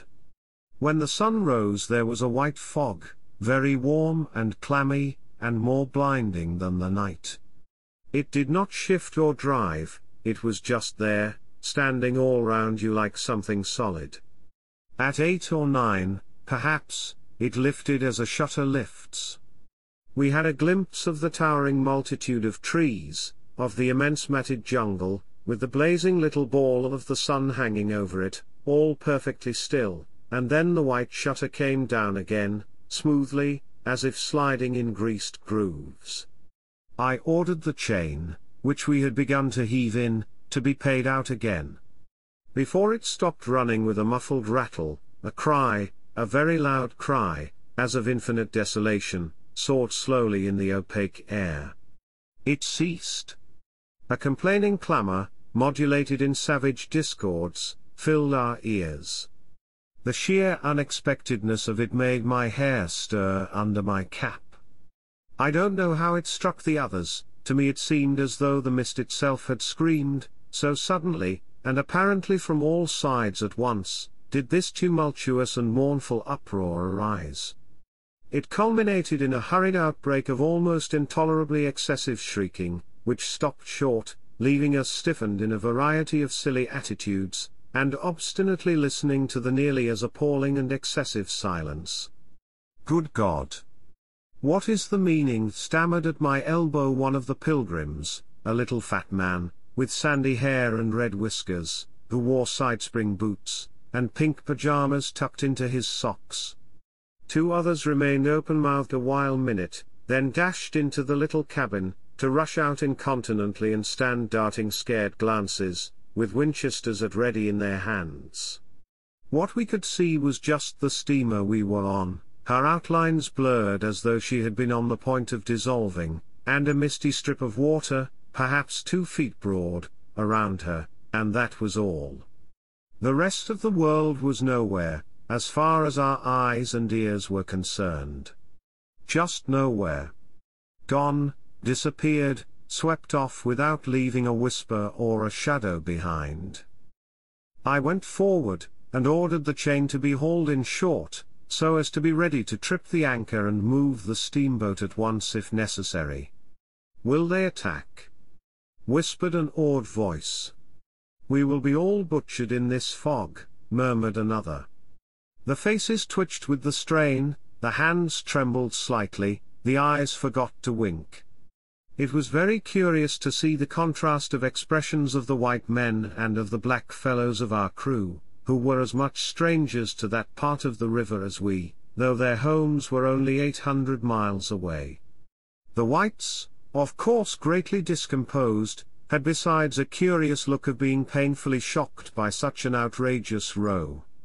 The others had an alert, naturally interested expression, but their faces were essentially quiet, even those of the 1 or 2 who grinned as they hauled at the chain. Several exchanged short, grunting phrases, which seemed to settle the matter to their satisfaction. Their headman, a young, broad-chested black, severely draped in dark blue fringed cloths, with fierce nostrils and his hair all done up artfully in oily ringlets, stood near me. "Aha!" I said, just for good fellowship's sake. "Catch him," he snapped, with a bloodshot widening of his eyes and a flash of sharp teeth. "Catch him. Give him to us." "To you, eh?" I asked. "What would you do with them?" "Eat him," he said curtly, and, leaning his elbow on the rail, looked out into the fog in a dignified and profoundly pensive attitude. I would no doubt have been properly horrified, had it not occurred to me that he and his chaps must be very hungry, that they must have been growing increasingly hungry for at least this month past. They had been engaged for 6 months. I don't think a single one of them had any clear idea of time, as we at the end of countless ages have. They still belonged to the beginnings of time, had no inherited experience to teach them as it were, and of course, as long as there was a piece of paper written over in accordance with some farcical law or other made down the river, it didn't enter anybody's head to trouble how they would live. Certainly they had brought with them some rotten hippo meat, which couldn't have lasted very long, anyway, even if the pilgrims hadn't, in the midst of a shocking hullabaloo, thrown a considerable quantity of it overboard. It looked like a high-handed proceeding, but it was really a case of legitimate self-defense. You can't breathe dead hippo waking, sleeping, and eating, and at the same time keep your precarious grip on existence. Besides that, they had given them every week 3 pieces of brass wire, each about 9 inches long, and the theory was they were to buy their provisions with that currency in riverside villages. You can see how that worked. There were either no villages, or the people were hostile, or the director, who like the rest of us fed out of tins, with an occasional old he-goat thrown in, didn't want to stop the steamer for some more or less recondite reason. So, unless they swallowed the wire itself, or made loops of it to snare the fishes with, I don't see what good their extravagant salary could be to them. I must say it was paid with a regularity worthy of a large and honorable trading company. For the rest, the only thing to eat, though it didn't look eatable in the least, I saw in their possession was a few lumps of some stuff like half-cooked dough, of a dirty lavender color, they kept wrapped in leaves, and now and then swallowed a piece of, but so small that it seemed done more for the looks of the thing than for any serious purpose of sustenance. Why in the name of all the gnawing devils of hunger they didn't go for us, they were 30 to 5, and have a good tuck-in for once, amazes me now when I think of it. They were big powerful men, with not much capacity to weigh the consequences, with courage, with strength, even yet, though their skins were no longer glossy and their muscles no longer hard. And I saw that something restraining, one of those human secrets that baffle probability, had come into play there. I looked at them with a swift quickening of interest, not because it occurred to me I might be eaten by them before very long, though I own to you that just then I perceived, in a new light, as it were, how unwholesome the pilgrims looked, and I hoped, yes, I positively hoped, that my aspect was not so, what shall I say? So unappetizing, a touch of fantastic vanity which fitted well with the dream sensation that pervaded all my days at that time. Perhaps I had a little fever, too. One can't live with one's finger everlastingly on one's pulse. I had often a little fever, or a little touch of other things, the playful paw strokes of the wilderness, the preliminary trifling before the more serious onslaught which came in due course. Yes, I looked at them as you would on any human being, with a curiosity of their impulses, motives, capacities, weaknesses, when brought to the test of an inexorable physical necessity. Restraint? What possible restraint? Was it superstition, disgust, patience, fear, or some kind of primitive honor? No fear can stand up to hunger, no patience can wear it out, disgust simply does not exist where hunger is, and as to superstition, beliefs, and what you may call principles, they are less than chaff in a breeze. Don't you know the devilry of lingering starvation, its exasperating torment, its black thoughts, its somber and brooding ferocity? Well, I do. It takes a man all his inborn strength to fight hunger properly. It's really easier to face bereavement, dishonor, and the perdition of one's soul, than this kind of prolonged hunger. Sad, but true. And these chaps, too, had no earthly reason for any kind of scruple. Restraint? I would just as soon have expected restraint from a hyena prowling amongst the corpses of a battlefield. But there was the fact facing me, the fact dazzling, to be seen, like the foam on the depths of the sea, like a ripple on an unfathomable enigma, a mystery greater, when I thought of it, than the curious, inexplicable note of desperate grief in this savage clamor that had swept by us on the river bank, behind the blind whiteness of the fog. Two pilgrims were quarreling in hurried whispers as to which bank. Left. No, no, how can you? Right, right, of course. It is very serious, said the manager's voice behind me. I would be desolated if anything should happen to Mr. Kurtz before we came up. I looked at him, and had not the slightest doubt he was sincere. He was just the kind of man who would wish to preserve appearances. That was his restraint. But when he muttered something about going on at once, I did not even take the trouble to answer him. I knew, and he knew, that it was impossible. Were we to let go our hold of the bottom, we would be absolutely in the air, in space. We wouldn't be able to tell where we were going to, whether up or downstream, or across, till we fetched against one bank or the other, and then we wouldn't know at first which it was. Of course I made no move. I had no mind for a smash-up. You couldn't imagine a more deadly place for a shipwreck. Whether we drowned at once or not, we were sure to perish speedily in one way or another. I authorize you to take all the risks, he said, after a short silence. I refuse to take any, I said shortly, which was just the answer he expected, though its tone might have surprised him. Well, I must defer to your judgment. You are captain, he said with marked civility. I turned my shoulder to him in sign of my appreciation, and looked into the fog. How long would it last? It was the most hopeless lookout. The approach to this Kurtz grubbing for ivory in the wretched bush was beset by as many dangers as though he had been an enchanted princess sleeping in a fabulous castle. Will they attack, do you think? Asked the manager, in a confidential tone. I did not think they would attack, for several obvious reasons. The thick fog was one. If they left the bank in their canoes they would get lost in it, as we would be if we attempted to move. Still, I had also judged the jungle of both banks quite impenetrable, and yet eyes were in it, eyes that had seen us. The riverside bushes were certainly very thick, but the undergrowth behind was evidently penetrable. However, during the short lift I had seen no canoes anywhere in the reach, certainly not abreast of the steamer.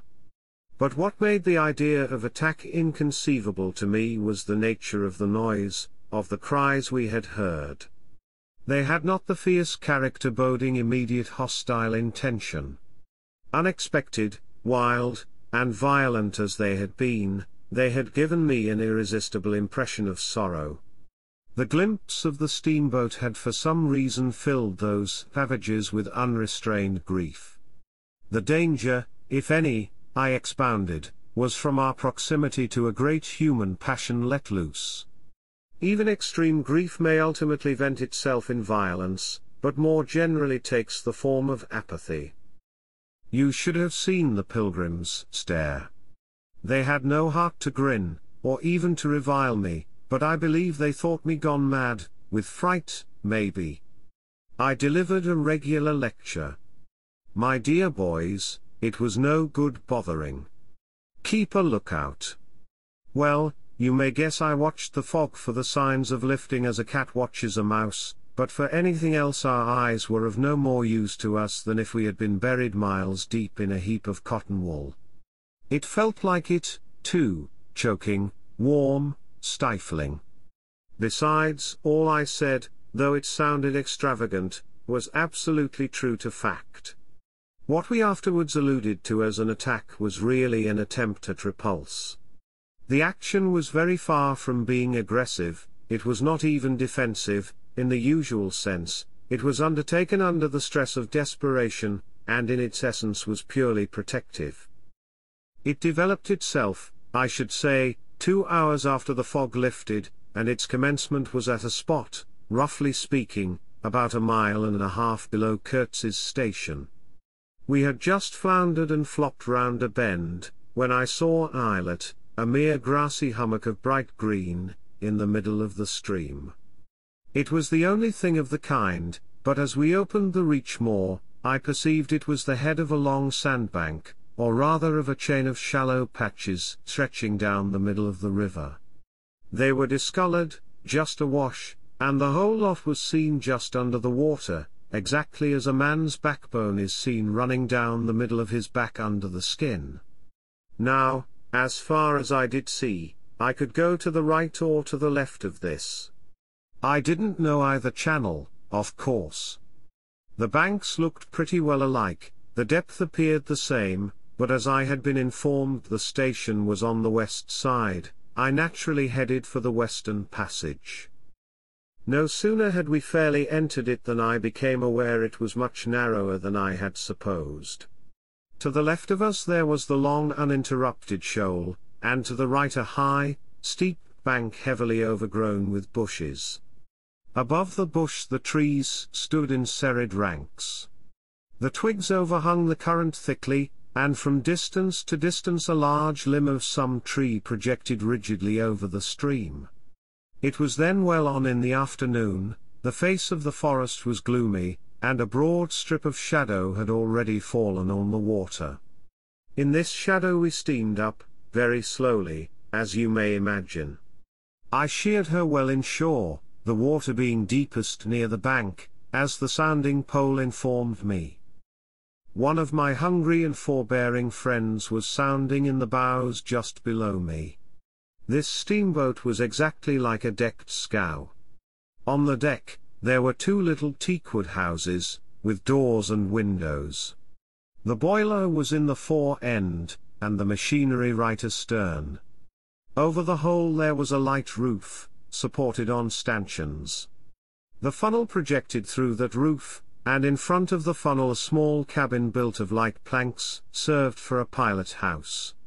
It contained a couch, 2 camp stools, a loaded Martini Henry leaning in one corner, a tiny table, and the steering wheel. It had a wide door in front and a broad shutter at each side. All these were always thrown open, of course. I spent my days perched up there on the extreme fore end of that roof, before the door. At night I slept, or tried to, on the couch.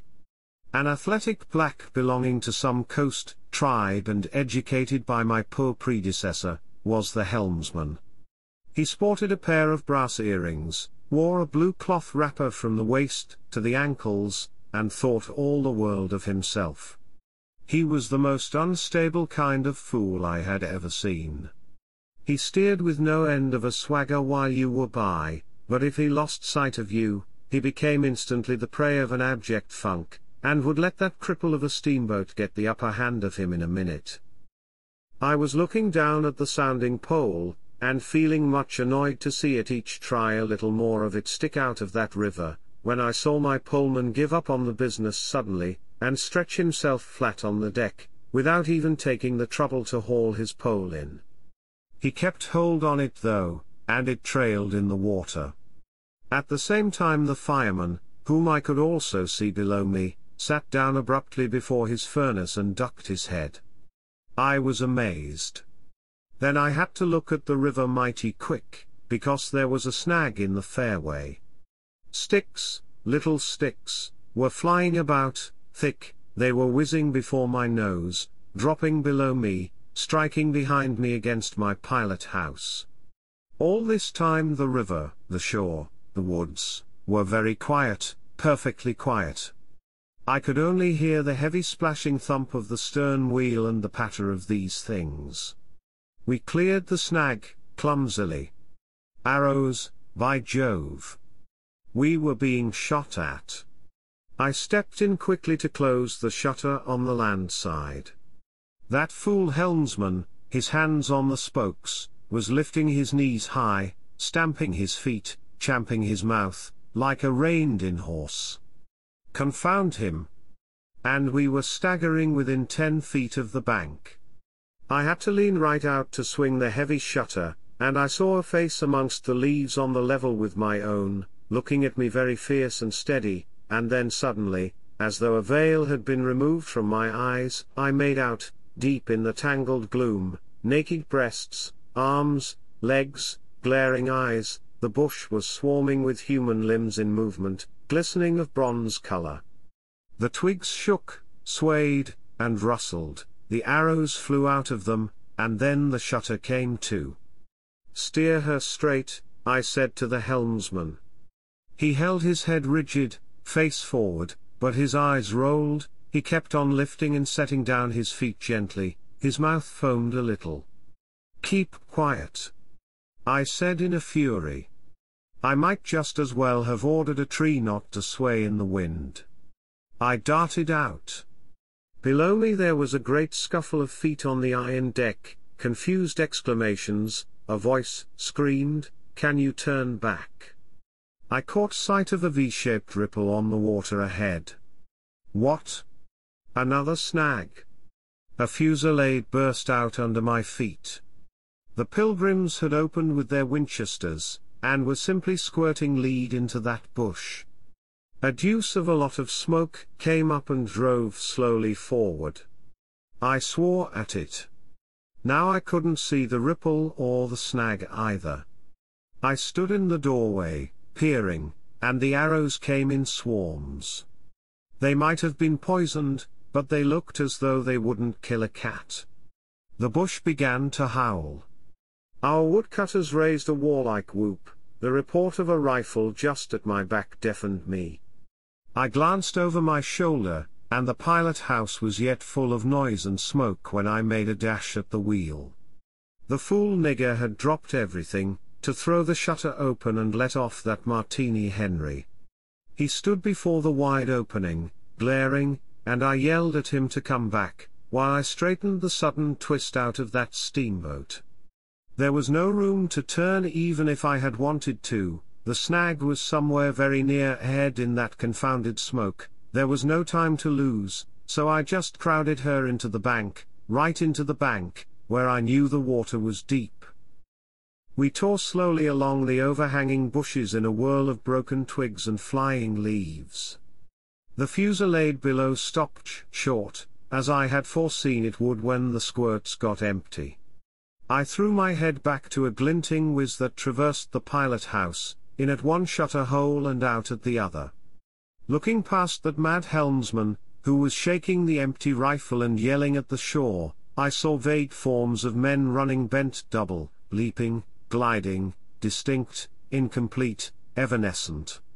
Something big appeared in the air before the shutter, the rifle went overboard, and the man stepped back swiftly, looked at me over his shoulder in an extraordinary, profound, familiar manner, and fell upon my feet. The side of his head hit the wheel twice, and the end of what appeared a long cane clattered round and knocked over a little camp stool. It looked as though after wrenching that thing from somebody ashore he had lost his balance in the effort. The thin smoke had blown away, we were clear of the snag, and looking ahead I could see that in another 100 yards or so I would be free to sheer off, away from the bank, but my feet felt so very warm and wet that I had to look down. The man had rolled on his back and stared straight up at me, both his hands clutched that cane. It was the shaft of a spear that, either thrown or lunged through the opening, had caught him in the side, just below the ribs. The blade had gone in out of sight. After making a frightful gash, my shoes were full, a pool of blood lay very still, gleaming dark red under the wheel, his eyes shone with an amazing luster. The fusillade burst out again. He looked at me anxiously, gripping the spear like something precious, with an air of being afraid I would try to take it away from him. I had to make an effort to free my eyes from his gaze and attend to the steering. With one hand I felt above my head for the line of the steam whistle, and jerked out screech after screech hurriedly. The tumult of angry and warlike yells was checked instantly, and then from the depths of the woods went out such a tremulous and prolonged wail of mournful fear and utter despair as may be imagined to follow the flight of the last hope from the earth. There was a great commotion in the bush, The shower of arrows stopped, a few dropping shots rang out sharply, then silence, in which the languid beat of the stern wheel came plainly to my ears. I put the helm hard a starboard at the moment when the pilgrim in pink pajamas, very hot and agitated, appeared in the doorway. "The manager sends me," he began in an official tone, and stopped short. "Good God!" he said, glaring at the wounded man. We two whites stood over him, and his lustrous and inquiring glance enveloped us both. I declare it looked as though he would presently put to us some questions in an understandable language, but he died without uttering a sound, without moving a limb, without twitching a muscle. Only in the very last moment, as though in response to some sign we could not see, to some whisper we could not hear, he frowned heavily, and that frown gave to his black death mask an inconceivably somber, brooding, and menacing expression. The luster of inquiring glance faded swiftly into vacant glassiness. "Can you steer?" I asked the agent eagerly. He looked very dubious, but I made a grab at his arm, and he understood at once I meant him to steer whether or no. To tell you the truth, I was morbidly anxious to change my shoes and socks. "He is dead," murmured the fellow, immensely impressed. "No doubt about it," said I, tugging like mad at the shoelaces. "And by the way, I suppose Mr. Kurtz is dead as well by this time." For the moment that was the dominant thought. There was a sense of extreme disappointment, as though I had found out I had been striving after something altogether without a substance. I couldn't have been more disgusted if I had traveled all this way for the sole purpose of talking with Mr. Kurtz. Talking with? I flung one shoe overboard, and became aware that that was exactly what I had been looking forward to, a talk with Kurtz. I made the strange discovery that I had never imagined him as doing, you know, but as discoursing. I didn't say to myself, "Now I will never see him," or "Now I will never shake him by the hand," but, "Now I will never hear him." The man presented himself as a voice. Not of course that I did not connect him with some sort of action. Hadn't I been told in all the tones of jealousy and admiration that he had collected, bartered, swindled, or stolen more ivory than all the other agents together? That was not the point.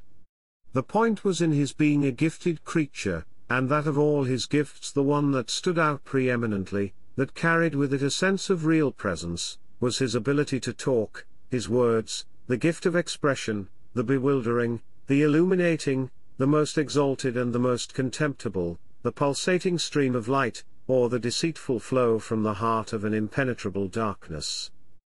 The other shoe went flying unto the devil god of that river. I thought, by Jove! It's all over. We are too late, he has vanished, the gift has vanished, by means of some spear, arrow, or club. I will never hear that chap speak after all, and my sorrow had a startling extravagance of emotion, even such as I had noticed in the howling sorrow of these savages in the bush.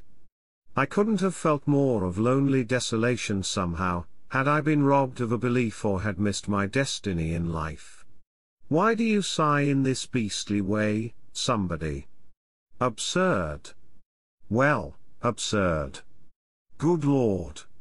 Mustn't a man ever, here, give me some tobacco? There was a pause of profound stillness, then a match flared, and Marlowe's lean face appeared, worn, hollow, with downward folds and dropped eyelids, with an aspect of concentrated attention, and as he took vigorous draws at his pipe, it seemed to retreat and advance out of the night in the regular flicker of tiny flame. The match went out. Absurd, he cried. This is the worst of trying to tell. Here you all are, each moored with two good addresses, like a hulk with two anchors, a butcher round one corner, a policeman round another, excellent appetites, and temperature normal, you hear, normal from year's end to year's end. And you say, absurd. Absurd be, exploded. Absurd. My dear boys, what can you expect from a man who out of sheer nervousness had just flung overboard a pair of new shoes? Now I think of it, it is amazing I did not shed tears. I am, upon the whole, proud of my fortitude. I was cut to the quick at the idea of having lost the inestimable privilege of listening to the gifted Kurtz. Of course I was wrong. The privilege was waiting for me. Oh, yes, I heard more than enough. And I was right, too. A voice? He was very little more than a voice. And I heard him, it, this voice, other voices, all of them were so little more than voices, and the memory of that time itself lingers around me, impalpable, like a dying vibration of one immense jabber, silly, atrocious, sordid, savage, or simply mean, without any kind of sense. Voices, voices, even the girl herself, now. He was silent for a long time. I laid the ghost of his gifts at last with a lie, he began, suddenly. Girl. What? Did I mention a girl? Oh, she is out of it, completely. They, the women, I mean, are out of it, should be out of it. We must help them to stay in that beautiful world of their own, lest ours gets worse. Oh, she had to be out of it. You should have heard the disinterred body of Mr. Kurtz saying, my intended. You would have perceived, directly then how completely she was out of it. And the lofty frontal bone of Mr. Kurtz. They say the hair goes on growing sometimes, but this, specimen, was impressively bald. The wilderness had patted him on the head, and, behold, it was like a ball, an ivory ball, it had caressed him, and, lo! He had withered, it had taken him, loved him, embraced him, got into his veins, consumed his flesh, and sealed his soul to its own by the inconceivable ceremonies of some devilish initiation. He was its spoiled and pampered favorite. Ivory. I should think so. Heaps of it, stacks of it. The old mud shanty was bursting with it. You would think there was not a single tusk left either above or below the ground in the whole country. Mostly fossil, the manager had remarked, disparagingly. It was no more fossil than I am, but they call it fossil when it is dug up. It appears these niggers do bury the tusks sometimes, but evidently they couldn't bury this parcel deep enough to save the gifted Mr. Kurtz from his fate. We filled the steamboat with it, and had to pile a lot on the deck.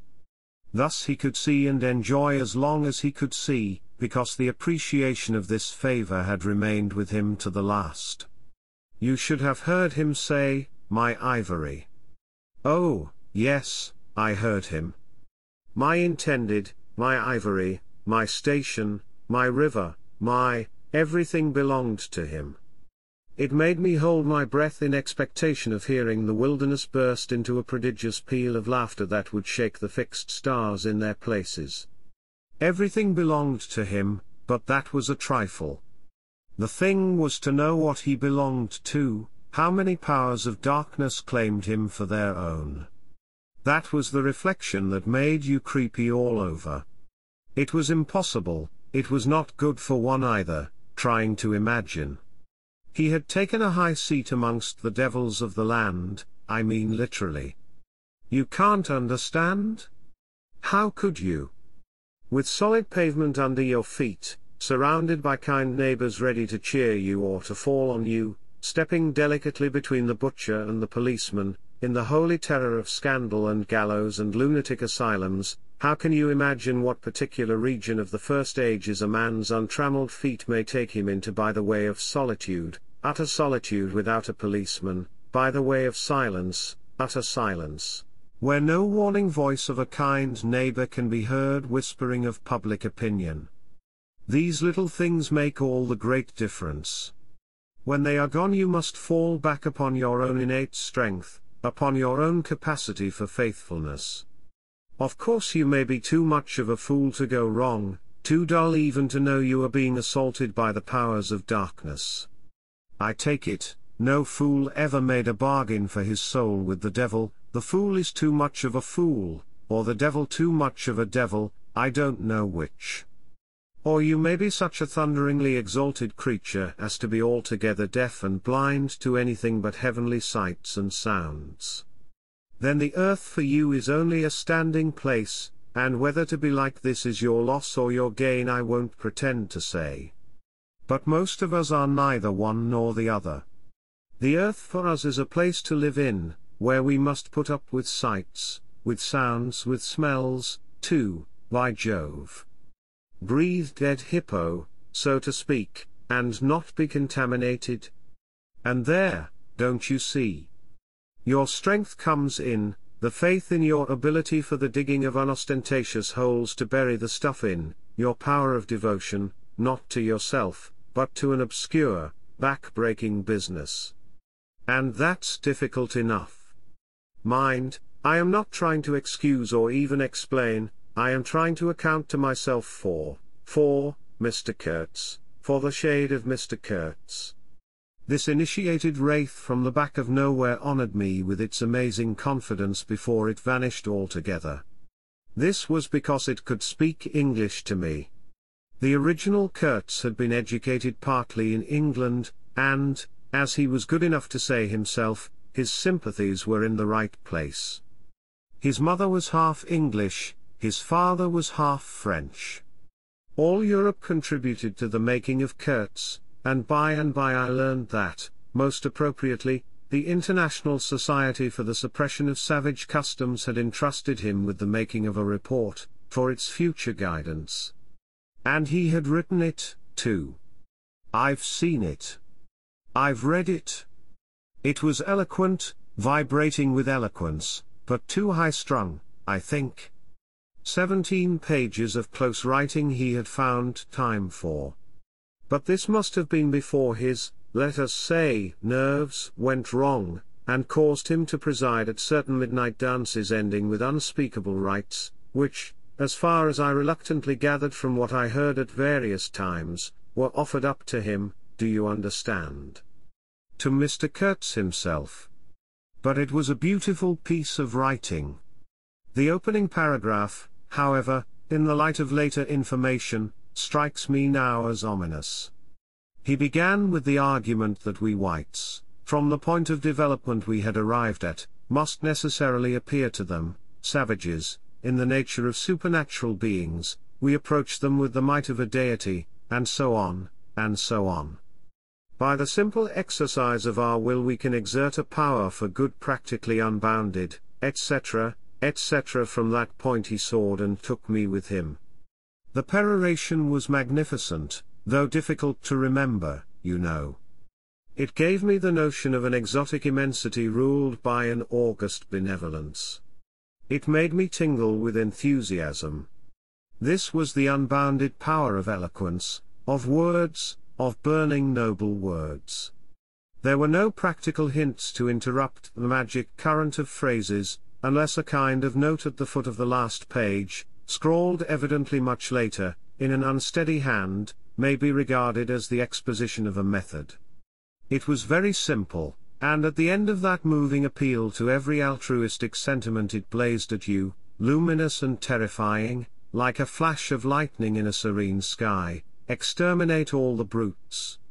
The curious part was that he had apparently forgotten all about that valuable postscriptum, because, later on, when he in a sense came to himself, he repeatedly entreated me to take good care of my pamphlet, he called it, as it was sure to have in the future a good influence upon his career.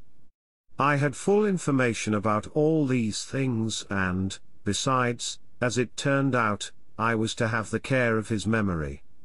I've done enough for it to give me the indisputable right to lay it, if I choose, for an everlasting rest in the dustbin of progress, amongst all the sweepings and, figuratively speaking, all the dead cats of civilization. But then, you see, I can't choose. He won't be forgotten. Whatever he was not common. He had the power to charm or frighten rudimentary souls into an aggravated witch dance in his honor. He could also fill the small souls of the pilgrims with bitter misgivings. He had one devoted friend at least, and he had conquered one soul in the world that was neither rudimentary nor tainted with self-seeking. No, I can't forget him, though I am not prepared to affirm the fellow was exactly worth the life we lost in getting to him. I missed my late helmsman awfully. I missed him even while his body was still lying in the pilot house. Perhaps you will think it passing strange, this regret for a savage who was no more account than a grain of sand in a black Sahara.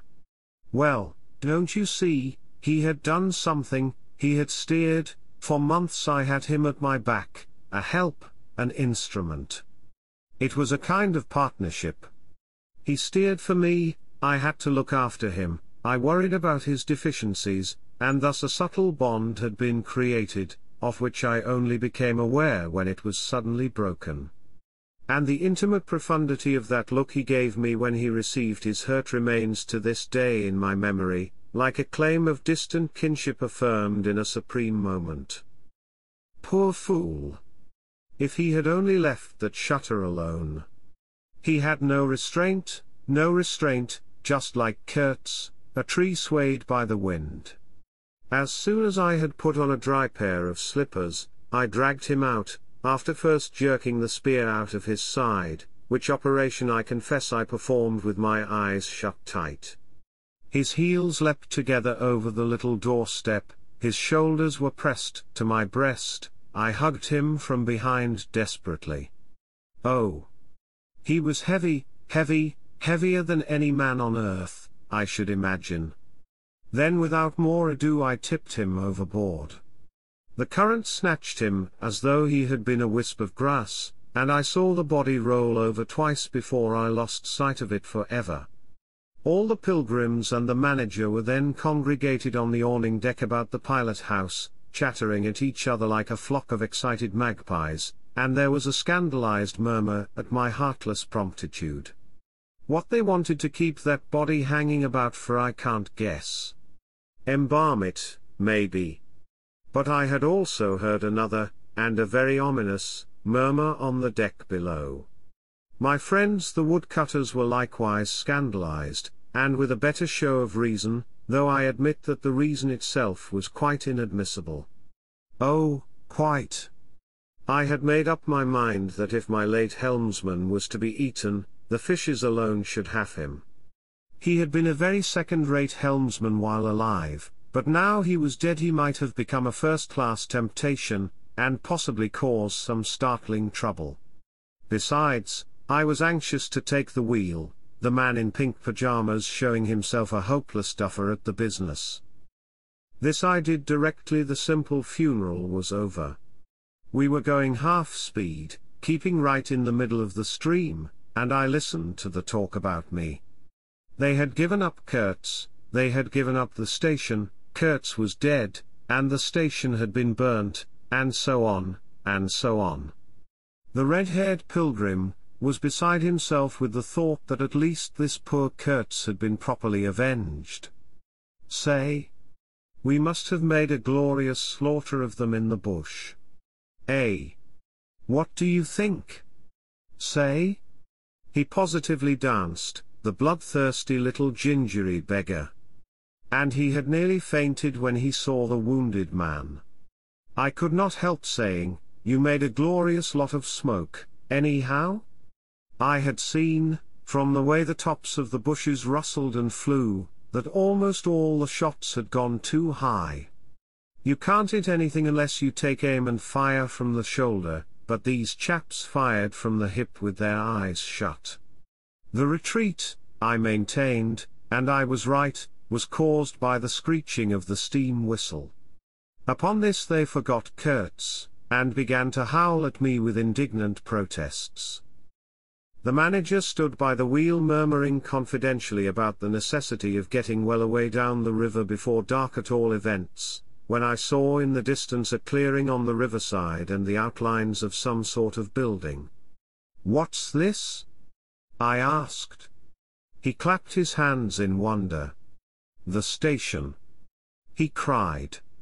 I edged in at once, still going half speed. Through my glasses I saw the slope of a hill interspersed with rare trees and perfectly free from undergrowth. A long decaying building on the summit was half buried in the high grass, the large holes in the peaked roof gaped black from afar, the jungle and the woods made a background. There was no enclosure or fence of any kind, but there had been one apparently, for near the house half a dozen slim posts remained in a row, roughly trimmed, and with their upper ends ornamented with round carved balls. The rails, or whatever there had been between, had disappeared. Of course the forest surrounded all that. The riverbank was clear, and on the waterside I saw a white man under a hat like a cartwheel beckoning persistently with his whole arm. Examining the edge of the forest above and below, I was almost certain I could see movements, human forms gliding here and there. I steamed past prudently, then stopped the engines and let her drift down. The man on the shore began to shout, urging us to land. "We have been attacked," screamed the manager. I know. "It's all right," yelled back the other, as cheerful as you please. "Come along. It's all right. I am glad." His aspect reminded me of something I had seen, something funny I had seen somewhere. As I maneuvered to get alongside, I was asking myself, what does this fellow look like? Suddenly I got it. He looked like a harlequin. His clothes had been made of some stuff that was brown holland probably, but it was covered with patches all over, with bright patches, blue, red, and yellow, patches on the back, patches on the front, patches on elbows, on knees, colored binding around his jacket, scarlet edging at the bottom of his trousers, and the sunshine made him look extremely gay and wonderfully neat withal, because you could see how beautifully all this patching had been done. A beardless, boyish face, very fair, no features to speak of, nose peeling, little blue eyes, smiles and frowns chasing each other over that open countenance like sunshine and shadow on a wind-swept plain. "Look out, Captain!" he cried, "there's a snag lodged in here last night." "What? Another snag?" I confess I swore shamefully. I had nearly holed my cripple, to finish off that charming trip. The harlequin on the bank turned his little pug nose up to me. "You English?" he asked, all smiles. "Are you?" I shouted from the wheel. The smiles vanished, and he shook his head as if sorry for my disappointment. Then he brightened up. "Never mind," he cried encouragingly. "Are we in time?" I asked. "He is up there," he replied, with a toss of the head up the hill, and becoming gloomy all of a sudden. His face was like the autumn sky, overcast one moment and bright the next. When the manager, escorted by the pilgrims, all of them armed to the teeth, had gone to the house, this chap came on board. "I say, I don't like this. These natives are in the bush," I said. He assured me earnestly it was all right. "They are simple people," he added. "Well, I am glad you came. It took me all my time to keep them off." "But you said it was all right," I cried. "Oh, they meant no harm," he said, and as I stared he corrected himself, "Not exactly." Then vivaciously, "My faith, your pilot house wants a clean-up." In the next breath he advised me to keep enough steam on the boiler to blow the whistle in case of any trouble. "One good screech will do more for you than all your rifles." "They are simple people," he repeated. He rattled away at such a rate he quite overwhelmed me. He seemed to be trying to make up for lots of silence, and actually hinted, laughing, that such was the case. "Don't you talk with Mr. Kurtz," I said. "You don't talk with that man, you listen to him," he exclaimed with severe exaltation. But now, he waved his arm, and in the twinkling of an eye was in the uttermost depths of despondency. In a moment he came up again with a jump, possessed himself of both my hands, shook them continuously, while he gabbled, "Brother sailor. Honor. Pleasure. Delight. Introduce myself. Russian. Son of an archpriest. Government of Tambov. What? Tobacco. English tobacco, the excellent English tobacco.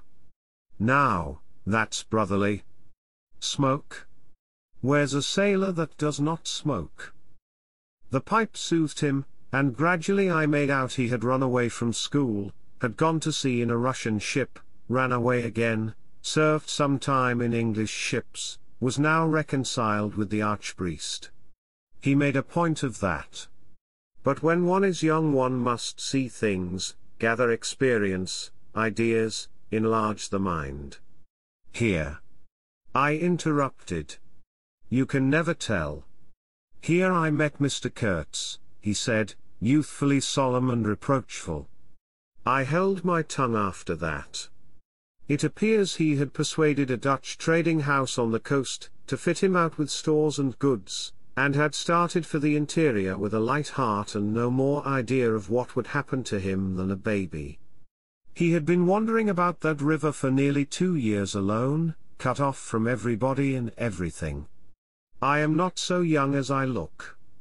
I am 25, he said. At first old Van Schuiten would tell me to go to the devil, he narrated with keen enjoyment, but I stuck to him, and talked, till at last he got afraid I would talk the hind leg off his favorite dog, so he gave me some cheap things and a few guns, and told me he hoped he would never see my face again. Good old Dutchman, Van Schuiten. I've sent him one small lot of ivory a year ago, so that he can't call me a little thief when I get back. I hope he got it. And for the rest I don't care. I had some wood stacked for you. That was my old house. Did you see? I gave him Towson's book.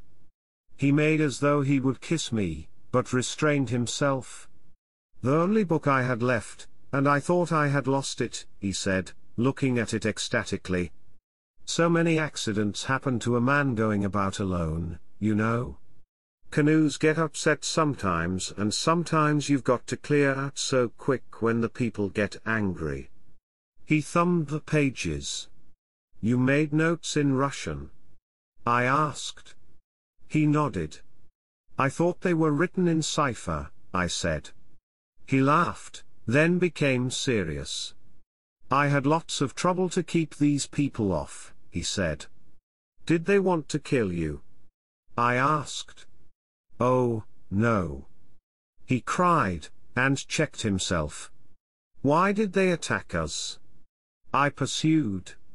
He hesitated, then said shamefacedly, they don't want him to go. Don't they? I said curiously. He nodded a nod full of mystery and wisdom. I tell you, he cried, this man has enlarged my mind. He opened his arms wide, staring at me with his little blue eyes that were perfectly round. Part 3. I looked at him, lost in astonishment. There he was before me, in motley, as though he had absconded from a troupe of mimes, enthusiastic, fabulous. His very existence was improbable, inexplicable, and altogether bewildering. He was an insoluble problem. It was inconceivable how he had existed, how he had succeeded in getting so far, how he had managed to remain, why he did not instantly disappear. I went a little farther, he said, then still a little farther, till I had gone so far that I don't know how I'll ever get back. Never mind. Plenty time. I can manage. You take Kurtz away quick, I tell you. The glamour of youth enveloped his party-colored rags, his destitution, his loneliness, the essential desolation of his futile wanderings. For months, for years, his life hadn't been worth a day's purchase, and there he was gallantly, thoughtlessly alive, to all appearances indestructible solely by the virtue of his few years and of his unreflecting audacity. I was seduced into something like admiration, like envy. Glamour urged him on, glamour kept him unscathed. He surely wanted nothing from the wilderness but space to breathe in and to push on through. His need was to exist, and to move onwards at the greatest possible risk, and with a maximum of privation. If the absolutely pure, uncalculating, unpractical spirit of adventure had ever ruled a human being, it ruled this bepatched youth. I almost envied him the possession of this modest and clear flame. It seemed to have consumed all thought of self so completely, that even while he was talking to you, you forgot that it was he, the man before your eyes, who had gone through these things. I did not envy him his devotion to Kurtz, though. He had not meditated over it. It came to him, and he accepted it with a sort of eager fatalism. I must say that to me it appeared about the most dangerous thing in every way he had come upon so far. They had come together unavoidably, like two ships becalmed near each other, and lay rubbing sides at last. I suppose Kurtz wanted an audience, because on a certain occasion, when encamped in the forest, they had talked all night, or more probably Kurtz had talked. We talked of everything, he said, quite transported at the recollection.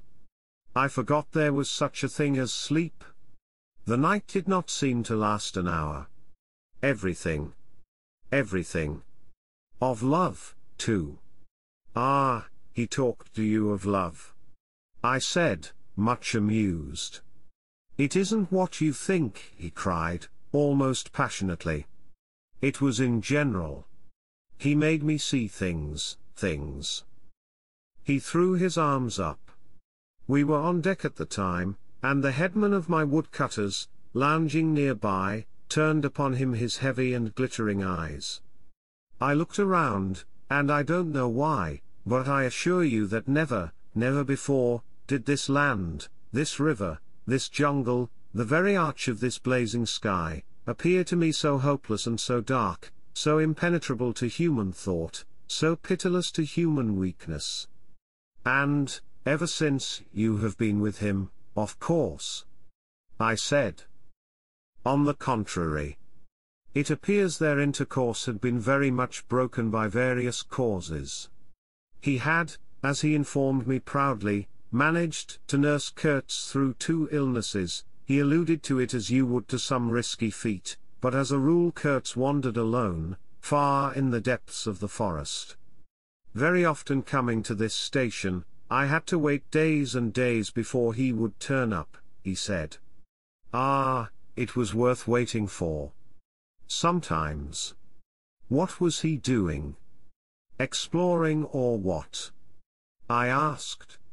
Oh, yes, of course, he had discovered lots of villages, a lake, too. He did not know exactly in what direction, it was dangerous to inquire too much, but mostly his expeditions had been for ivory. But he had no goods to trade with by that time, I objected. There's a good lot of cartridges left even yet, he answered, looking away. To speak plainly, he raided the country, I said. He nodded. Not alone, surely. He muttered something about the villages round that lake. Kurtz got the tribe to follow him, did he? I suggested. He fidgeted a little. They adored him, he said. The tone of these words was so extraordinary that I looked at him searchingly. It was curious to see his mingled eagerness and reluctance to speak of Kurtz. The man filled his life, occupied his thoughts, swayed his emotions. What can you expect? He burst out, he came to them with thunder and lightning, you know, and they had never seen anything like it, and very terrible. He could be very terrible. You can't judge Mr. Kurtz as you would an ordinary man. No. Now, just to give you an idea, I don't mind telling you, He wanted to shoot me, too, one day, but I don't judge him. Shoot you? I cried. What for? Well, I had a small lot of ivory the chief of that village near my house gave me. You see, I used to shoot game for them. Well, he wanted it, and wouldn't hear reason. He declared he would shoot me unless I gave him the ivory and then cleared out of the country, because he could do so, and had a fancy for it, and there was nothing on earth to prevent him killing whom he jolly well pleased. And it was true, too. I gave him the ivory. What did I care? But I didn't clear out. No, no. I couldn't leave him. I had to be careful, of course, till we got friendly again for a time. He had his second illness then. Afterwards I had to keep out of the way, but I didn't mind. He was living for the most part in those villages on the lake. When he came down to the river, sometimes he would take to me, and sometimes it was better for me to be careful. This man suffered too much. He hated all this, and somehow he couldn't get away. When I had a chance I begged him to try and leave while there was time. I offered to go back with him. And he would say yes, and then he would remain, go off on another ivory hunt, disappear for weeks, forget himself amongst these people, forget himself, you know. Why? He's mad, I said. He protested indignantly. Mr. Kurtz couldn't be mad.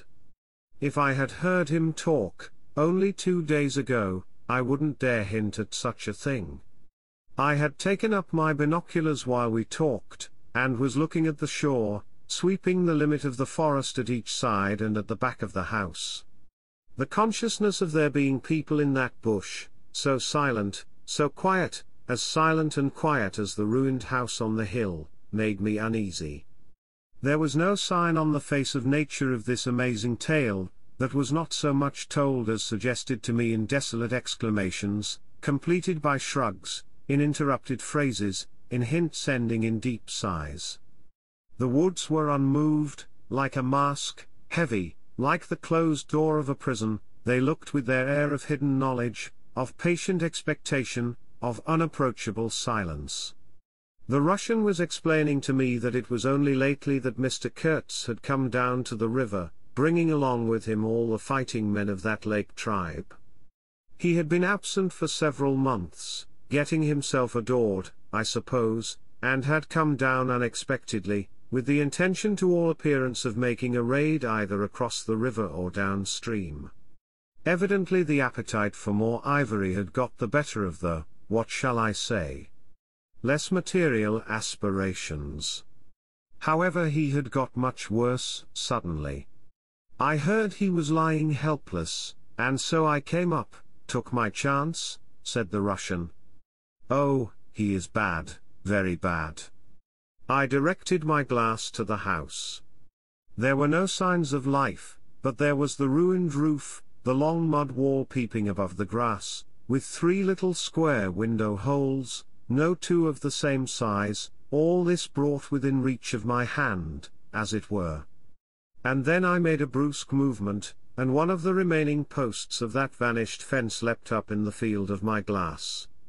You remember I told you I had been struck at the distance by certain attempts at ornamentation, rather remarkable in the ruinous aspect of the place. Now I had suddenly a nearer view, and its first result was to make me throw my head back as if before a blow. Then I went carefully from post to post with my glass, and I saw my mistake. These round knobs were not ornamental but symbolic, they were expressive and puzzling, striking and disturbing, food for thought and also for vultures if there had been any looking down from the sky, but at all events for such ants as were industrious enough to ascend the pole. They would have been even more impressive, those heads on the stakes, if their faces had not been turned to the house. Only one, the first I had made out, was facing my way. I was not so shocked as you may think. The start back I had given was really nothing but a movement of surprise. I had expected to see a knob of wood there, you know. I returned deliberately to the first I had seen, and there it was, black, dried, sunken, with closed eyelids, a head that seemed to sleep at the top of that pole, and, with the shrunken dry lips showing a narrow white line of the teeth, was smiling, too, smiling continuously at some endless and jocose dream of that eternal slumber. I am not disclosing any trade secrets. In fact, the manager said afterwards that Mr. Kurtz's methods had ruined the district. I have no opinion on that point, but I want you clearly to understand that there was nothing exactly profitable in these heads being there. They only showed that Mr. Kurtz lacked restraint in the gratification of his various lusts, that there was something wanting in him, some small matter which, when the pressing need arose, could not be found under his magnificent eloquence. Whether he knew of this deficiency himself I can't say. I think the knowledge came to him at last, only at the very last. But the wilderness had found him out early, and had taken on him a terrible vengeance for the fantastic invasion. I think it had whispered to him things about himself which he did not know, things of which he had no conception till he took counsel with this great solitude, and the whisper had proved irresistibly fascinating. It echoed loudly within him, because he was hollow at the core. I put down the glass, and the head that had appeared near enough to be spoken to seemed at once to have leapt away from me into inaccessible distance. The admirer of Mr. Kurtz was a bit crestfallen. In a hurried, indistinct voice he began to assure me he had not dared to take these, say, symbols, down. He was not afraid of the natives, they would not stir till Mr. Kurtz gave the word. His ascendancy was extraordinary. The camps of these people surrounded the place, and the chiefs came every day to see him. They would crawl. I don't want to know anything of the ceremonies used when approaching Mr. Kurtz, I shouted. Curious, this feeling that came over me that such details would be more intolerable than those heads drying on the stakes under Mr. Kurtz's windows. After all, that was only a savage sight, while I seemed at one bound to have been transported into some lightless region of subtle horrors, where pure, uncomplicated savagery was a positive relief, being something that had a right to exist, obviously, in the sunshine. The young man looked at me with surprise. I suppose it did not occur to him that Mr. Kurtz was no idol of mine. He forgot I hadn't heard any of these splendid monologues on, what was it? On love, justice, conduct of life, or what not. If it had come to crawling before Mr. Kurtz, he crawled as much as the veriest savage of them all.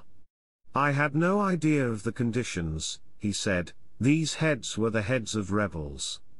I shocked him excessively by laughing. Rebels. What would be the next definition I was to hear? There had been enemies, criminals, workers, and these were rebels. Those rebellious heads looked very subdued to me on their sticks. You don't know how such a life tries a man like Kurtz, cried Kurtz's last disciple. Well, and you? I said. I am a simple man. I have no great thoughts. I want nothing from anybody. How can you compare me to? His feelings were too much for speech, and suddenly he broke down. I don't understand, he groaned. I've been doing my best to keep him alive, and that's enough. I had no hand in all this. I have no abilities. There hasn't been a drop of medicine or a mouthful of invalid food for months here. He was shamefully abandoned. A man like this, with such ideas. Shamefully. Shamefully. I haven't slept for the last 10 nights. His voice lost itself in the calm of the evening. The long shadows of the forest had slipped downhill while we talked, had gone far beyond the ruined hovel, beyond the symbolic row of stakes. All this was in the gloom, while we down there were yet in the sunshine, and the stretch of the river abreast of the clearing glittered in a still and dazzling splendor, with a murky and overshadowed bend above and below. Not a living soul was seen on the shore. The bushes did not rustle. Suddenly round the corner of the house a group of men appeared, as though they had come up from the ground. They waded waist deep in the grass, in a compact body, bearing an improvised stretcher in their midst. Instantly, in the emptiness of the landscape, a cry arose whose shrillness pierced the still air like a sharp arrow flying straight to the very heart of the land, and, as if by enchantment, streams of human beings, of naked human beings, with spears in their hands, with bows, with shields, with wild glances and savage movements, were poured into the clearing by the dark-faced and pensive forest. The bushes shook, the grass swayed for a time, and then everything stood still in attentive immobility. "Now, if he does not say the right thing to them we are all done for," said the Russian at my elbow. The knot of men with the stretcher had stopped, too, halfway to the steamer, as if petrified. I saw the man on the stretcher sit up, lank and with an uplifted arm, above the shoulders of the bearers. "Let us hope that the man who can talk so well of love in general will find some particular reason to spare us this time," I said. I resented bitterly the absurd danger of our situation, as if to be at the mercy of that atrocious phantom had been a dishonoring necessity. I could not hear a sound, but through my glasses I saw the thin arm extended commandingly, the lower jaw moving, the eyes of that apparition shining darkly far in its bony head that nodded with grotesque jerks. Kurz, that means short in German, don't it? Well, the name was as true as everything else in his life, and death. He looked at least 7 feet long. His covering had fallen off, and his body emerged from it pitiful and appalling as from a winding sheet. I could see the cage of his ribs all astir, the bones of his arm waving.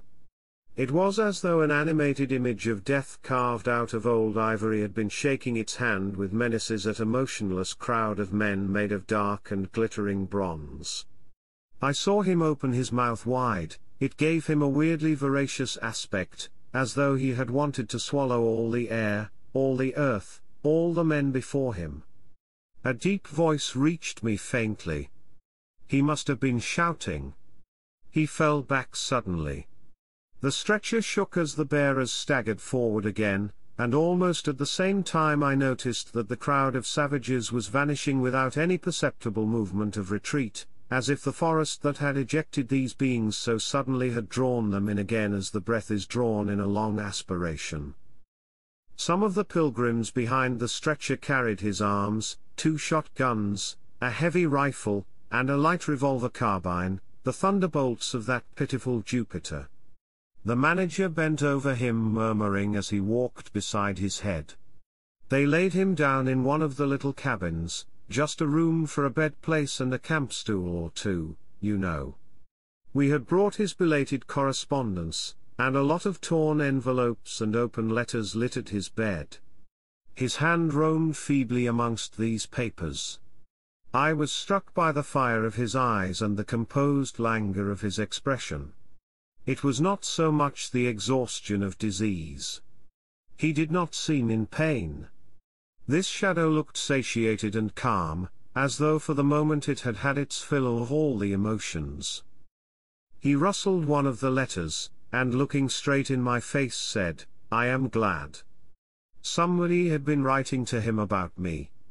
These special recommendations were turning up again. The volume of tone he emitted without effort, almost without the trouble of moving his lips, amazed me. A voice? A voice? It was grave, profound, vibrating, while the man did not seem capable of a whisper. However, he had enough strength in him, factitious no doubt, to very nearly make an end of us, as you shall hear directly. The manager appeared silently in the doorway. I stepped out at once and he drew the curtain after me. The Russian, eyed curiously by the pilgrims, was staring at the shore. I followed the direction of his glance. Dark human shapes could be made out in the distance, flitting indistinctly against the gloomy border of the forest, and near the river two bronze figures, leaning on tall spears, stood in the sunlight under fantastic headdresses of spotted skins, warlike and still in statuesque repose. And from right to left along the lighted shore moved a wild and gorgeous apparition of a woman. She walked with measured steps, draped in striped and fringed cloths, treading the earth proudly, with a slight jingle and flash of barbarous ornaments. She carried her head high, her hair was done in the shape of a helmet, she had brass leggings to the knee, brass wire gauntlets to the elbow, a crimson spot on her tawny cheek, innumerable necklaces of glass beads on her neck, bizarre things, charms, gifts of which men, that hung about her, glittered and trembled at every step. She must have had the value of several elephant tusks upon her. She was savage and superb, wild-eyed and magnificent, there was something ominous and stately in her deliberate progress. And in the hush that had fallen suddenly upon the whole sorrowful land, the immense wilderness, the colossal body of the fecund and mysterious life, seemed to look at her, pensive, as though it had been looking at the image of its own tenebrous and passionate soul. She came abreast of the steamer, stood still, and faced us. Her long shadow fell to the water's edge. Her face had a tragic and fierce aspect of wild sorrow and of dumb pain mingled with the fear of some struggling, half-shaped resolve. She stood looking at us without a stir, and like the wilderness itself, with an air of brooding over an inscrutable purpose. A whole minute passed, and then she made a step forward. There was a low jingle, a glint of yellow metal, a sway of fringed draperies, and she stopped as if her heart had failed her. The young fellow by my side growled. The pilgrims murmured at my back. She looked at us all as if her life had depended upon the unswerving steadiness of her glance. Suddenly she opened her bared arms and threw them up rigid above her head, as though in an uncontrollable desire to touch the sky, and at the same time the swift shadows darted out on the earth, swept around on the river, gathering the steamer into a shadowy embrace. A formidable silence hung over the scene. She turned away slowly, walked on, following the bank, and passed into the bushes to the left. Once only her eyes gleamed back at us in the dusk of the thickets before she disappeared. If she had offered to come aboard, I really think I would have tried to shoot her, said the man of patches, nervously. I have been risking my life every day for the last fortnight to keep her out of the house. She got in one day and kicked up a row about those miserable rags I picked up in the storeroom to mend my clothes with. I wasn't decent. At least it must have been that, for she talked like a fury to Kurtz for an hour, pointing at me now and then. I don't understand the dialect of this tribe. Luckily for me, I fancy Kurtz felt too ill that day to care, or there would have been mischief. I don't understand. No, it's too much for me. Ah well, it's all over now. At this moment I heard Kurtz's deep voice behind the curtain, "Save me." "Save the ivory, you mean? Don't tell me." "Save me." "Why, I've had to save you. You are interrupting my plans now." "Sick. Sick. Not so sick as you would like to believe. Never mind. I'll carry my ideas out yet, I will return. I'll show you what can be done. You with your little peddling notions, you are interfering with me. I will return. The manager came out. He did me the honor to take me under the arm and lead me aside. "He is very low, he said. He considered it necessary to sigh, but neglected to be consistently sorrowful. "We have done all we could for him, haven't we? But there is no disguising the fact, Mr. Kurtz has done more harm than good to the company. He did not see the time was not ripe for vigorous action. Cautiously, cautiously, that's my principle. We must be cautious yet. The district is closed to us for a time. Deplorable. Upon the whole, the trade will suffer.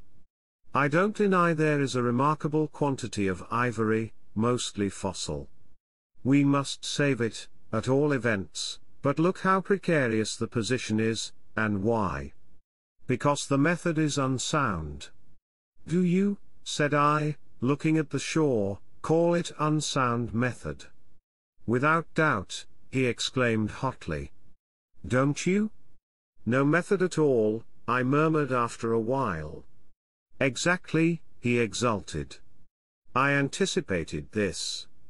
Shows a complete want of judgment. It is my duty to point it out in the proper quarter. Oh, said I, that fellow, what's his name? The brickmaker, will make a readable report for you. He appeared confounded for a moment. It seemed to me I had never breathed an atmosphere so vile, and I turned mentally to Kurtz for relief, positively for relief.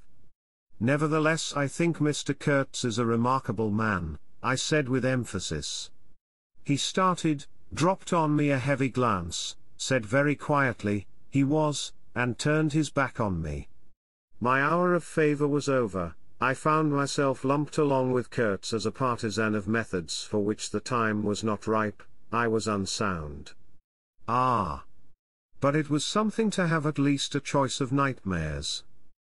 I had turned to the wilderness really, not to Mr. Kurtz, who, I was ready to admit, was as good as buried. And for a moment it seemed to me as if I also were buried in a vast grave full of unspeakable secrets. I felt an intolerable weight oppressing my breast, the smell of the damp earth, the unseen presence of victorious corruption, the darkness of an impenetrable night. The Russian tapped me on the shoulder. I heard him mumbling and stammering something about Brother Seaman, couldn't conceal, knowledge of matters that would affect Mr. Kurtz's reputation. I waited. For him evidently Mr. Kurtz was not in his grave. I suspect that for him Mr. Kurtz was one of the immortals. Well? Said I at last, speak out. As it happens, I am Mr. Kurtz's friend, in a way. He stated with a good deal of formality that had we not been of the same profession, he would have kept the matter to himself without regard to consequences. He suspected there was an active ill will towards him on the part of these white men that, you are right, I said, remembering a certain conversation I had overheard. The manager thinks you ought to be hanged. He showed a concern at this intelligence which amused me at first. I had better get out of the way quietly, he said earnestly. I can do no more for Kurtz now, and they would soon find some excuse. What's to stop them? There's a military post 300 miles from here. Well, upon my word, said I, perhaps you had better go if you have any friends amongst the savages nearby. Plenty, he said. They are simple people, and I want nothing, you know.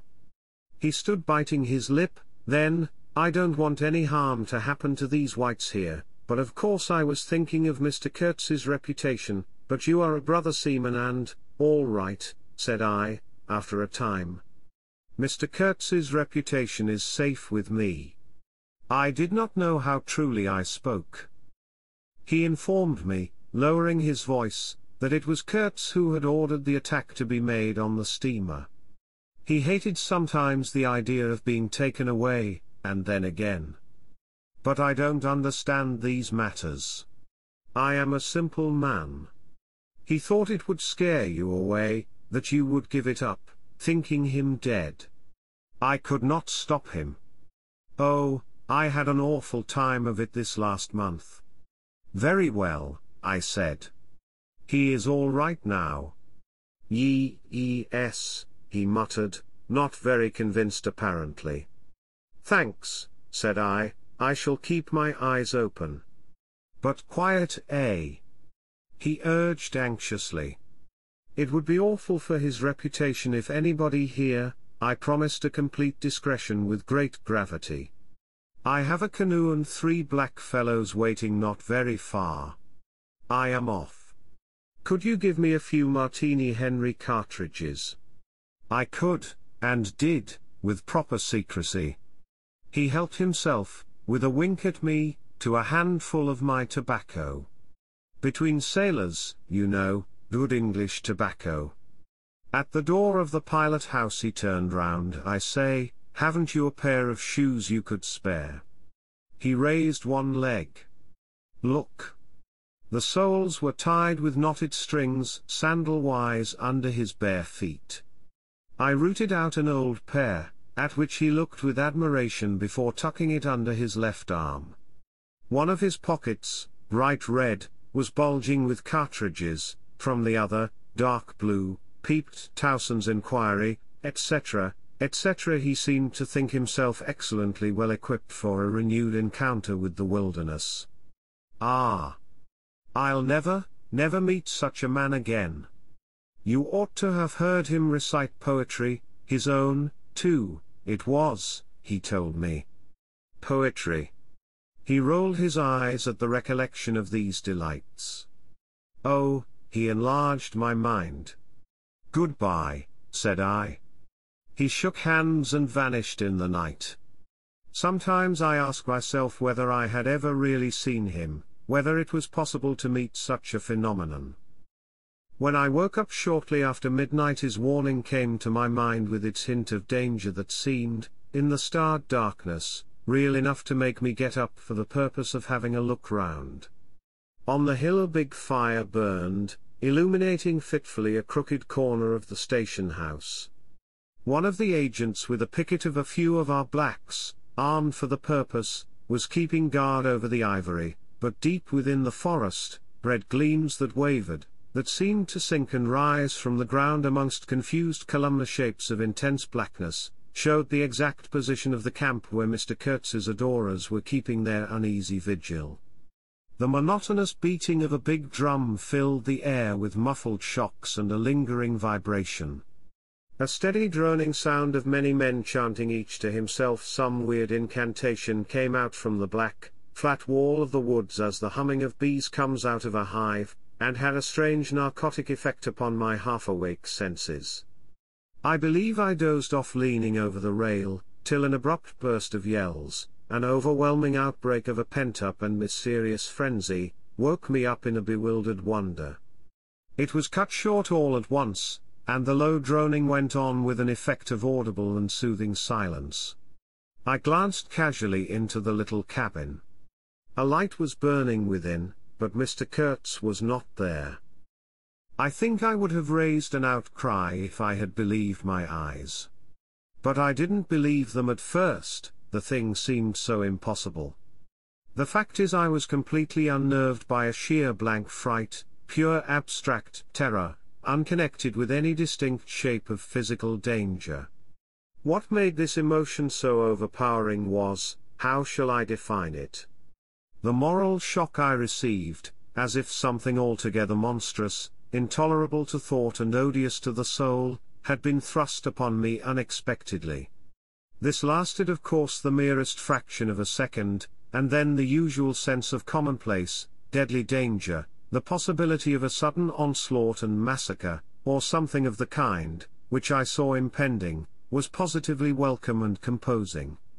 It pacified me, in fact, so much that I did not raise an alarm.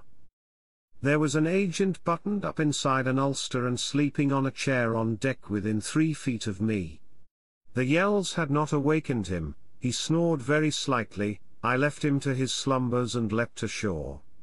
I did not betray Mr. Kurtz, it was ordered I should never betray him, it was written I should be loyal to the nightmare of my choice. I was anxious to deal with this shadow by myself alone, and to this day I don't know why I was so jealous of sharing with anyone the peculiar blackness of that experience. As soon as I got on the bank I saw a trail, a broad trail through the grass. I remember the exultation with which I said to myself, he can't walk, he is crawling on all fours, I've got him. The grass was wet with dew. I strode rapidly with clenched fists. I fancy I had some vague notion of falling upon him, and giving him a drubbing. I don't know. I had some imbecile thoughts. The knitting old woman with the cat obtruded herself upon my memory as a most improper person to be sitting at the other end of such an affair. I saw a row of pilgrims, squirting lead in the air out of Winchesters held to the hip. I thought I would never get back to the steamer, and imagined myself living alone and unarmed in the woods to an advanced age. Such silly things, you know. And I remember I confounded the beat of the drum with the beating of my heart, and was pleased at its calm regularity. I kept to the track though, then stopped to listen. The night was very clear, a dark blue space, sparkling with dew and starlight, in which black things stood very still. I thought I could see a kind of motion ahead of me. I was strangely cocksure of everything that night. I actually left the track and ran in a wide semicircle, I verily believe chuckling to myself, so as to get in front of that stir, of that motion I had seen, if indeed I had seen anything. I was circumventing Kurtz as though it had been a boyish game. I came upon him, and, if he had not heard me coming, I would have fallen over him, too, but he got up in time? He rose, unsteady, long, pale, indistinct, like a vapor exhaled by the earth, and swayed slightly, misty and silent before me, while at my back the fires loomed between the trees, and the murmur of many voices issued from the forest. I had cut him off cleverly, but when actually confronting him I seemed to come to my senses, I saw the danger in its right proportion. It was by no means over yet. Suppose he began to shout. Though he could hardly stand, there was still plenty of vigor in his voice. "Go away, hide yourself," he said, in that profound tone. It was very awful. I glanced back. We were within 30 yards from the nearest fire. A black figure stood up, strode on long black legs, waving long black arms, across the glow. It had horns, antelope horns, I think, on its head. Some sorcerer, some witchman, no doubt, it looked fiend-like enough. "Do you know what you are doing?" I whispered. "Perfectly," he answered, raising his voice for that single word. It sounded to me far off and yet loud, like a hail through a speaking trumpet. "If he makes a row we are lost," I thought to myself. This clearly was not a case for fisticuffs, even apart from the very natural aversion I had to beat that shadow, this wandering and tormented thing. "You will be lost," I said, "utterly lost. One gets sometimes such a flash of inspiration, you know." I did say the right thing, though indeed he could not have been more irretrievably lost than he was at this very moment, when the foundations of our intimacy were being laid, to endure, even to the end, even beyond. "I had immense plans," he muttered irresolutely. "Yes," said I, "but if you try to shout I'll smash your head with." There was not a stick or a stone near. "I will throttle you for good," I corrected myself. "I was on the threshold of great things," he pleaded, in a voice of longing, with a wistfulness of tone that made my blood run cold. "And now for this stupid scoundrel, your success in Europe is assured in any case," I affirmed steadily. I did not want to have the throttling of him, you understand, and indeed it would have been very little use for any practical purpose. I tried to break the spell, the heavy, mute spell of the wilderness, that seemed to draw him to its pitiless breast by the awakening of forgotten and brutal instincts, by the memory of gratified and monstrous passions. This alone, I was convinced, had driven him out to the edge of the forest, to the bush, towards the gleam of fires, the throb of drums, the drone of weird incantations. This alone had beguiled his unlawful soul beyond the bounds of permitted aspirations. "And, don't you see," The terror of the position was not in being knocked on the head, though I had a very lively sense of that danger, too, but in this, that I had to deal with a being to whom I could not appeal in the name of anything high or low. I had, even like the niggers, to invoke him, himself, his own exalted, and incredible degradation.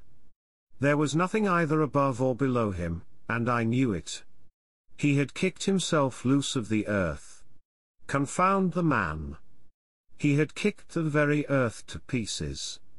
He was alone, and I before him did not know whether I stood on the ground or floated in the air. I've been telling you what we said, repeating the phrases we pronounced, but what's the good? They were common everyday words, the familiar, vague sounds exchanged on every waking day of life. But what of that?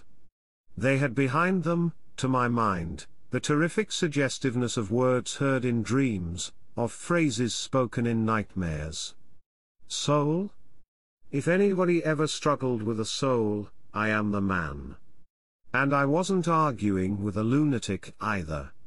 Believe me or not, his intelligence was perfectly clear, concentrated, it is true, upon himself with horrible intensity, yet clear, and therein was my only chance, barring, of course, the killing him there and then, which wasn't so good, on account of unavoidable noise.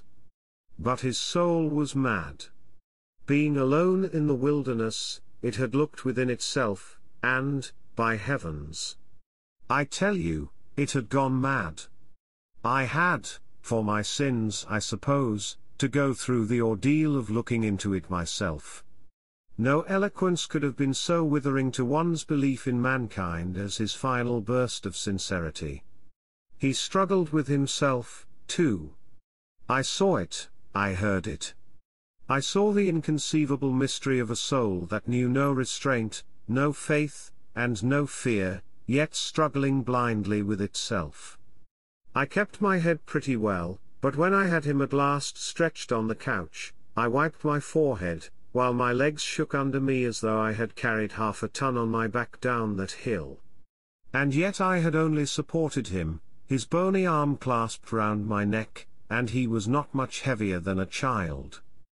When next day we left at noon, the crowd, of whose presence behind the curtain of trees I had been acutely conscious all the time, flowed out of the woods again, filled the clearing, covered the slope with a mass of naked, breathing, quivering, bronze bodies. I steamed up a bit, then swung downstream, and 2,000 eyes followed the evolutions of the splashing, thumping, fierce river demon beating the water with its terrible tail and breathing black smoke into the air.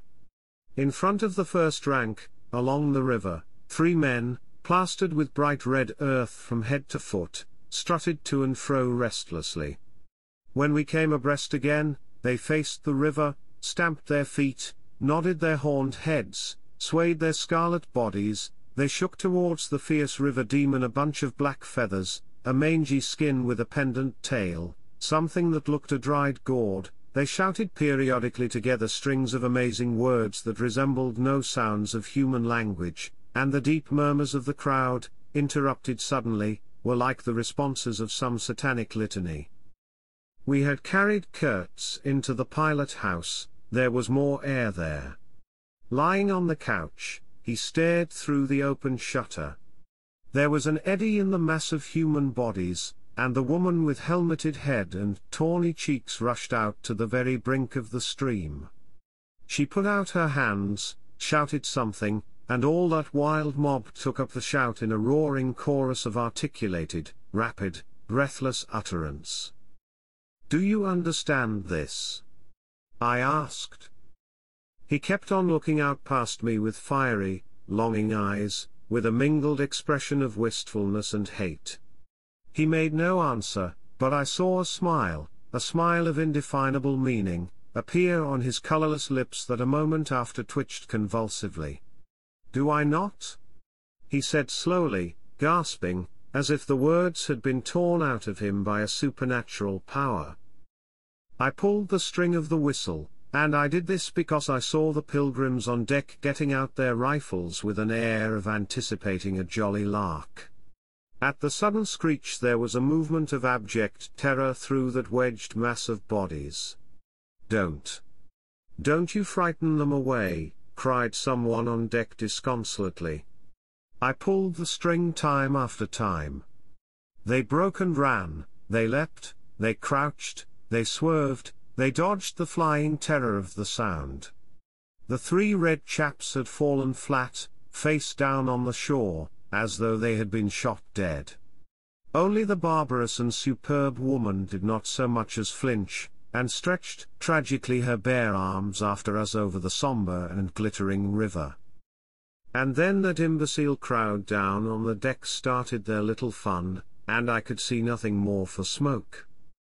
The brown current ran swiftly out of the heart of darkness, bearing us down towards the sea with twice the speed of our upward progress, and Kurtz's life was running swiftly, too, ebbing out of his heart into the sea of inexorable time. The manager was very placid, he had no vital anxieties now, he took us both in with a comprehensive and satisfied glance. The affair had come off as well as could be wished.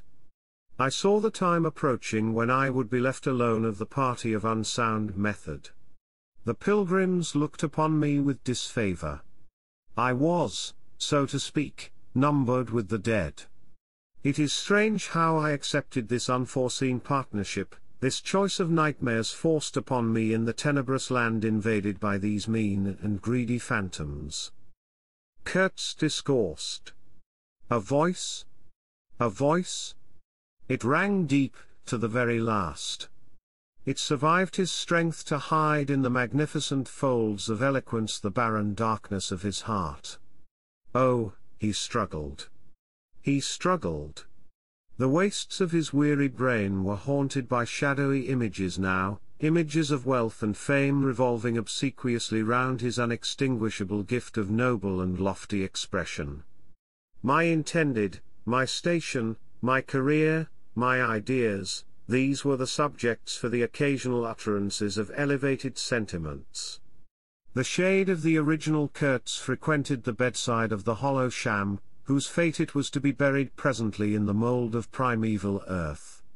But both the diabolic love and the unearthly hate of the mysteries it had penetrated fought for the possession of that soul satiated with primitive emotions, avid of lying fame, of sham distinction, of all the appearances of success and power. Sometimes he was contemptibly childish. He desired to have kings meet him at railway stations on his return from some ghastly nowhere, where he intended to accomplish great things. You show them you have in you something that is really profitable, and then there will be no limits to the recognition of your ability, he would say. Of course you must take care of the motives, right motives, always.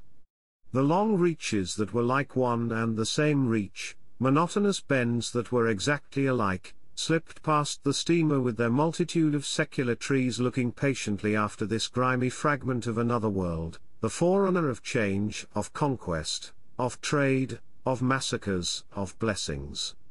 I looked ahead, piloting. "Close the shutter," said Kurtz suddenly one day, "I can't bear to look at this." I did so.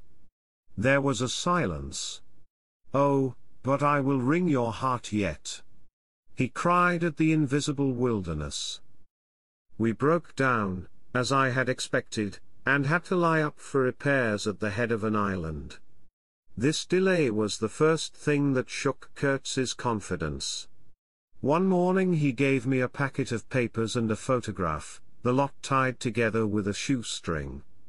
"Keep this for me," he said. "This noxious fool," meaning the manager, "is capable of prying into my boxes when I am not looking." In the afternoon I saw him. He was lying on his back with closed eyes, and I withdrew quietly, but I heard him mutter, "Live rightly, die, die." I listened. There was nothing more. Was he rehearsing some speech in his sleep, or was it a fragment of a phrase from some newspaper article? He had been writing for the papers and meant to do so again, for the furthering of my ideas. It's a duty. His was an impenetrable darkness. I looked at him as you peer down at a man who is lying at the bottom of a precipice where the sun never shines. But I had not much time to give him, because I was helping the engine driver to take to pieces the leaky cylinders, to straighten a bent connecting rod, and in other such matters. I lived in an infernal mess of rust, filings, nuts, bolts, spanners, hammers, ratchet drills, things I abominate, because I don't get on with them. I tended the little forge we fortunately had aboard, I toiled wearily in a wretched scrap heap, unless I had the shakes too bad to stand. One evening coming in with a candle I was startled to hear him say a little tremulously, "I am lying here in the dark waiting for death." The light was within a foot of his eyes. I forced myself to murmur, "Oh, nonsense," and stood over him as if transfixed. Anything approaching the change that came over his features I have never seen before, and hope never to see again. Oh, I wasn't touched. I was fascinated. It was as though a veil had been rent. I saw on that ivory face the expression of somber pride, of ruthless power, of craven terror, of an intense and hopeless despair. Did he live his life again in every detail of desire, temptation, and surrender during that supreme moment of complete knowledge? He cried in a whisper at some image, at some vision, he cried out twice, a cry that was no more than a breath. The horror! The horror! I blew the candle out and left the cabin. The pilgrims were dining in the mess room, and I took my place opposite the manager, who lifted his eyes to give me a questioning glance, which I successfully ignored. He leaned back, serene, with that peculiar smile of his sealing the unexpressed depths of his meanness. A continuous shower of small flies streamed upon the lamp, upon the cloth, upon our hands and faces. Suddenly the manager's boy put his insolent black head in the doorway, and said in a tone of scathing contempt, "Mr. Kurtz, he dead." All the pilgrims rushed out to see. I remained, and went on with my dinner. I believe I was considered brutally callous. However, I did not eat much. There was a lamp in there, light, don't you know, and outside it was so beastly dark. I went no more near the remarkable man who had pronounced a judgment upon the adventures of his soul on this earth. The voice was gone. What else had been there? But I am of course aware that next day the pilgrims buried something in a muddy hole. And then they very nearly buried me. However, as you see, I did not go to join Kurtz there and then. I did not. I remained to dream the nightmare out to the end, and to show my loyalty to Kurtz once more. Destiny. My destiny.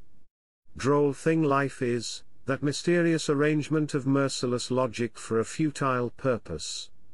The most you can hope from it is some knowledge of yourself, that comes too late, a crop of unextinguishable regrets. I have wrestled with death. It is the most unexciting contest you can imagine. It takes place in an impalpable grayness, with nothing underfoot, with nothing around, without spectators, without clamor, without glory, without the great desire of victory, without the great fear of defeat, in a sickly atmosphere of tepid skepticism, without much belief in your own right, and still less in that of your adversary. If such is the form of ultimate wisdom, then life is a greater riddle than some of us think it to be. I was within a hair's breadth of the last opportunity for pronouncement, and I found with humiliation that probably I would have nothing to say. This is the reason why I affirm that Kurtz was a remarkable man. He had something to say. He said it. Since I had peeped over the edge myself, I understand better the meaning of his stare, that could not see the flame of the candle, but was wide enough to embrace the whole universe, piercing enough to penetrate all the hearts that beat in the darkness. He had summed up, he had judged. The horror. He was a remarkable man. After all, This was the expression of some sort of belief, it had candor, it had conviction, it had a vibrating note of revolt in its whisper, it had the appalling face of a glimpsed truth, the strange commingling of desire and hate. And it is not my own extremity I remember best, a vision of greyness without form filled with physical pain, and a careless contempt for the evanescence of all things, even of this pain itself. No. It is his extremity that I seem to have lived through. True, he had made that last stride, he had stepped over the edge, while I had been permitted to draw back my hesitating foot. And perhaps in this is the whole difference, perhaps all the wisdom, and all truth, and all sincerity, are just compressed into that inappreciable moment of time in which we step over the threshold of the invisible. Perhaps. I like to think my summing up would not have been a word of careless contempt. Better his cry, much better. It was an affirmation, a moral victory paid for by innumerable defeats, by abominable terrors, by abominable satisfactions. But it was a victory. That is why I have remained loyal to Kurtz to the last, and even beyond, when a long time after I heard once more, not his own voice, but the echo of his magnificent eloquence thrown to me from a soul as translucently pure as a cliff of crystal. No, they did not bury me, though there is a period of time which I remember mistily, with a shuddering wonder, like a passage through some inconceivable world that had no hope in it and no desire. I found myself back in the sepulchral city resenting the sight of people hurrying through the streets to filch a little money from each other, to devour their infamous cookery, to gulp their unwholesome beer, to dream their insignificant and silly dreams. They trespassed upon my thoughts. They were intruders whose knowledge of life was to me an irritating pretense, because I felt so sure they could not possibly know the things I knew. Their bearing, which was simply the bearing of commonplace individuals going about their business in the assurance of perfect safety, was offensive to me like the outrageous flauntings of folly in the face of a danger it is unable to comprehend. I had no particular desire to enlighten them, but I had some difficulty in restraining myself from laughing in their faces so full of stupid importance. I dare say I was not very well at that time. I tottered about the streets, there were various affairs to settle, grinning bitterly at perfectly respectable persons. I admit my behavior was inexcusable, but then my temperature was seldom normal in these days. My dear aunt's endeavors to nurse up my strength seemed altogether beside the mark. It was not my strength that wanted nursing, it was my imagination that wanted soothing.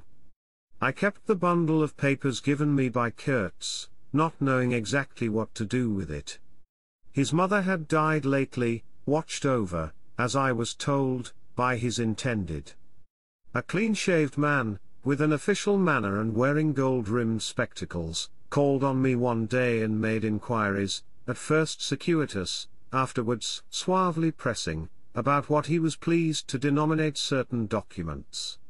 I was not surprised, because I had had 2 rows with the manager on the subject out there. I had refused to give up the smallest scrap out of that package, and I took the same attitude with the spectacled man. He became darkly menacing at last, and with much heat argued that the company had the right to every bit of information about its territories. And said he, Mr. Kurtz's knowledge of unexplored regions must have been necessarily extensive and peculiar, owing to his great abilities and to the deplorable circumstances in which he had been placed. Therefore, I assured him Mr. Kurtz's knowledge, however extensive, did not bear upon the problems of commerce or administration. He invoked then the name of science. It would be an incalculable loss if, etc., etc. I offered him the report on the suppression of savage customs, with the postscriptum torn off. He took it up eagerly, but ended by sniffing at it with an air of contempt. "This is not what we had a right to expect," he remarked. "Expect nothing else," I said. "There are only private letters." He withdrew upon some threat of legal proceedings, and I saw him no more, but another fellow, calling himself Kurtz's cousin, appeared 2 days later, and was anxious to hear all the details about his dear relative's last moments. Incidentally, he gave me to understand that Kurtz had been essentially a great musician. There was the making of an immense success, said the man, who was an organist, I believe, with lank, grey hair flowing over a greasy coat collar.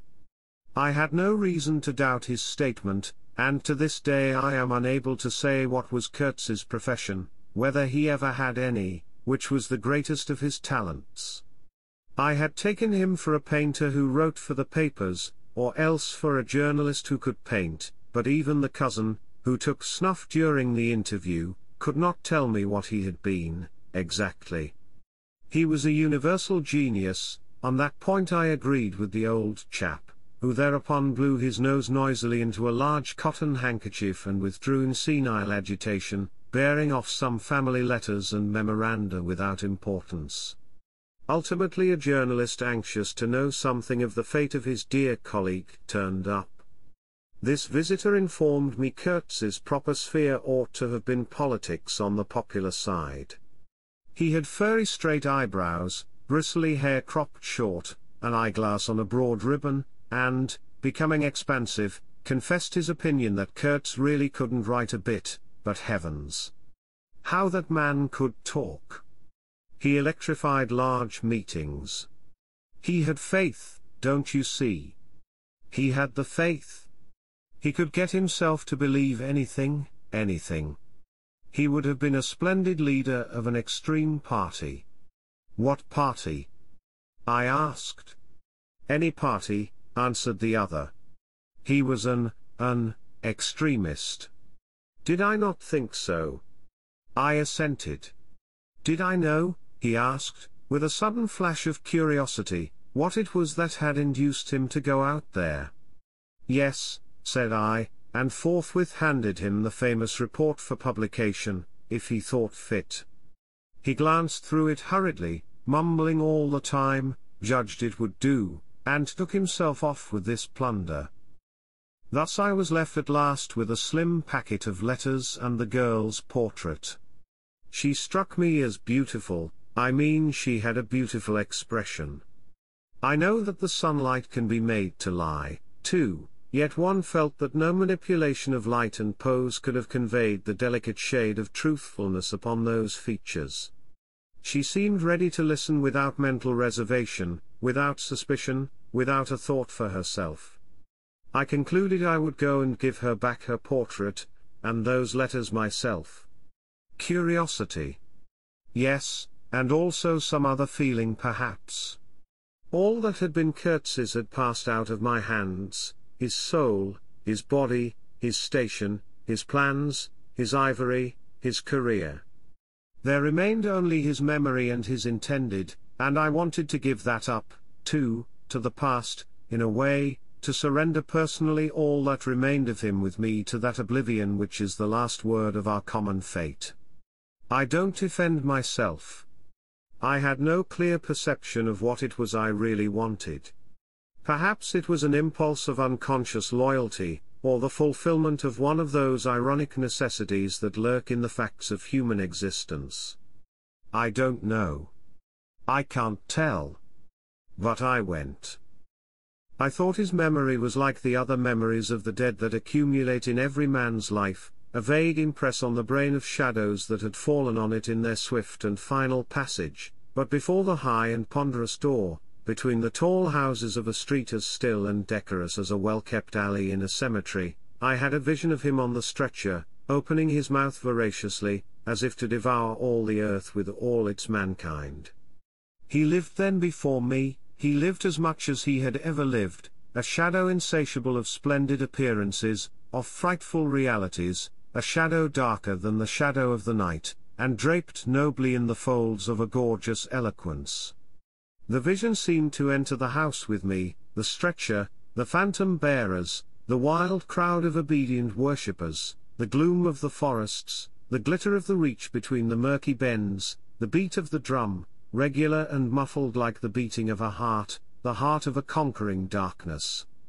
It was a moment of triumph for the wilderness, an invading and vengeful rush which, it seemed to me, I would have to keep back alone for the salvation of another soul.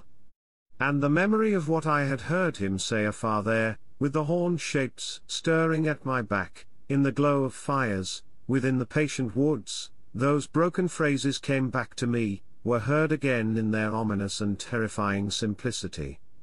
I remembered his abject pleading, his abject threats, the colossal scale of his vile desires, the meanness, the torment, the tempestuous anguish of his soul. And later on I seemed to see his collected languid manner, when he said one day, "This lot of ivory now is really mine. The company did not pay for it.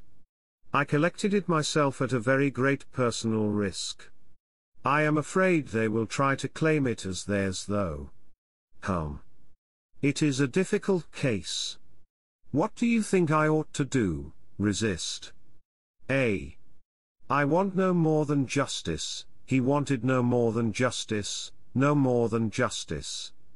I rang the bell before a mahogany door on the first floor, and while I waited he seemed to stare at me out of the glassy panel, stare with that wide and immense stare embracing, condemning, loathing all the universe. I seemed to hear the whispered cry, "The horror! The horror!" The dusk was falling. I had to wait in a lofty drawing room with 3 long windows from floor to ceiling that were like 3 luminous and bedraped columns. The bent gilt legs and backs of the furniture shone in indistinct curves. The tall marble fireplace had a cold and monumental whiteness. A grand piano stood massively in a corner, with dark gleams on the flat surfaces like a somber and polished sarcophagus. A high door opened, closed. I rose. She came forward, all in black, with a pale head, floating towards me in the dusk. She was in mourning. It was more than a year since his death, more than a year since the news came. She seemed as though she would remember and mourn forever. She took both my hands in hers and murmured, "I had heard you were coming." I noticed she was not very young, I mean not girlish. She had a mature capacity for fidelity, for belief, for suffering. The room seemed to have grown darker, as if all the sad light of the cloudy evening had taken refuge on her forehead. This fair hair, this pale visage, this pure brow, seemed surrounded by an ashy halo from which the dark eyes looked out at me. Their glance was guileless, profound, confident, and trustful. She carried her sorrowful head as though she were proud of that sorrow, as though she would say, I alone know how to mourn for him as he deserves. But while we were still shaking hands, such a look of awful desolation came upon her face that I perceived she was one of those creatures that are not the playthings of time. For her he had died only yesterday. And, by Jove! The impression was so powerful that for me, too, he seemed to have died only yesterday, nay, this very minute. I saw her and him in the same instant of time, his death and her sorrow. I saw her sorrow in the very moment of his death. Do you understand? I saw them together, I heard them together. She had said, with a deep catch of the breath, "I have survived," while my strained ears seemed to hear distinctly, mingled with her tone of despairing regret, the summing up whisper of his eternal condemnation. I asked myself what I was doing there, with a sensation of panic in my heart as though I had blundered into a place of cruel and absurd mysteries not fit for a human being to behold. She motioned me to a chair. We sat down. I laid the packet gently on the little table, and she put her hand over it. "You knew him well," she murmured, after a moment of mourning silence. "Intimacy grows quickly out there," I said. "I knew him as well as it is possible for one man to know another." "And you admired him," she said. "It was impossible to know him and not to admire him." "Was it?" "He was a remarkable man," I said, unsteadily. Then before the appealing fixity of her gaze, that seemed to watch for more words on my lips, I went on, it was impossible not to love him, she finished eagerly, silencing me into an appalled dumbness. How true! How true! But when you think that no one knew him so well as I had all his noble confidence. I knew him best. You knew him best, I repeated. And perhaps she did. But with every word spoken the room was growing darker, and only her forehead, smooth and white, remained illumined by the inextinguishable light of belief and love. You were his friend, she went on. His friend, she repeated, a little louder. You must have been, if he had given you this, and sent you to me. I feel I can speak to you, and oh, I must speak. I want you, you who have heard his last words, to know I have been worthy of him. It is not pride. Yes. I am proud to know I understood him better than anyone on earth, he told me so himself. And since his mother died I have had no one, to. I listened. The darkness deepened. I was not even sure whether he had given me the right bundle. I rather suspect he wanted me to take care of another batch of his papers which, after his death, I saw the manager examining under the lamp. And the girl talked, easing her pain in the certitude of my sympathy, she talked as thirsty men drink.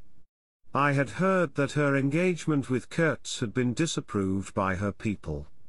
He wasn't rich enough or something. And indeed I don't know whether he had not been a pauper all his life.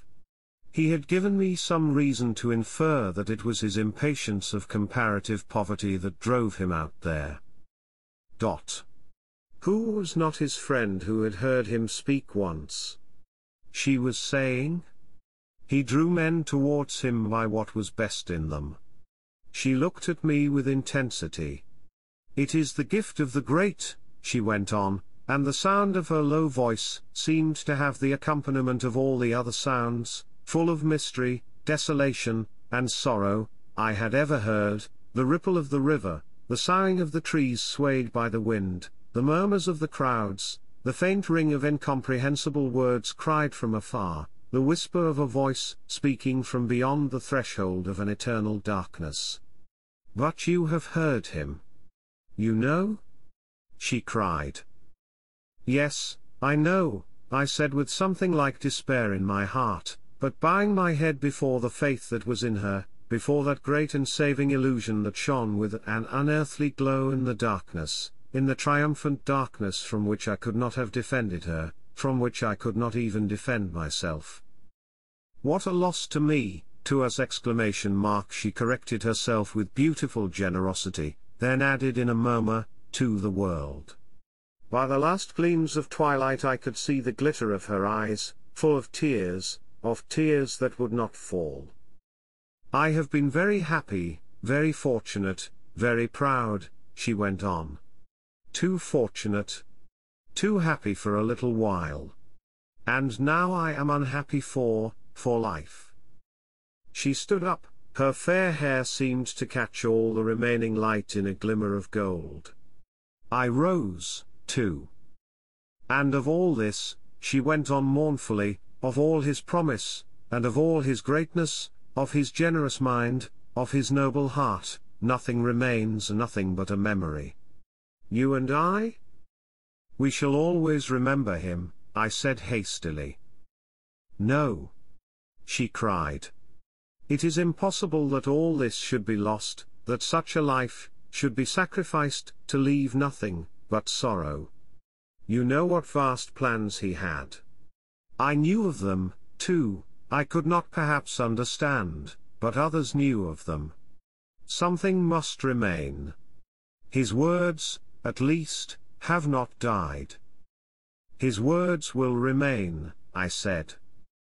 And his example, she whispered to herself. Men looked up to him, his goodness shone in every act. His example. True, I said, his example, too. Yes, his example. I forgot that. But I do not. I cannot believe, not yet. I cannot believe that I shall never see him again, that nobody will see him again, never, never, never. She put out her arms as if after a retreating figure, stretching them back and with clasped pale hands across the fading and narrow sheen of the window. Never see him. I saw him clearly enough then. I shall see this eloquent phantom as long as I live, and I shall see her, too, a tragic and familiar shade, resembling in this gesture another one, tragic also, and bedecked with powerless charms, stretching bare brown arms over the glitter of the infernal stream, the stream of darkness. She said suddenly very low, he died as he lived. His end, said I, with dull anger stirring in me, was in every way worthy of his life.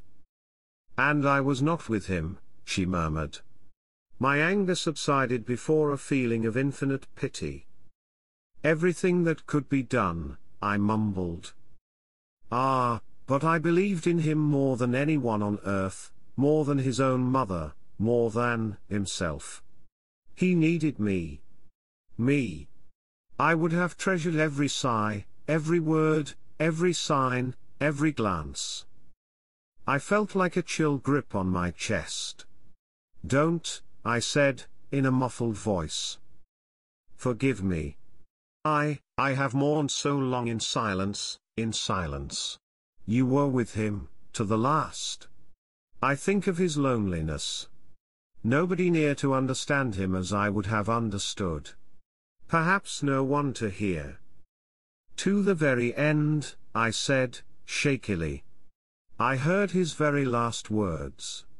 I stopped in a fright. Repeat them, she murmured in a heartbroken tone.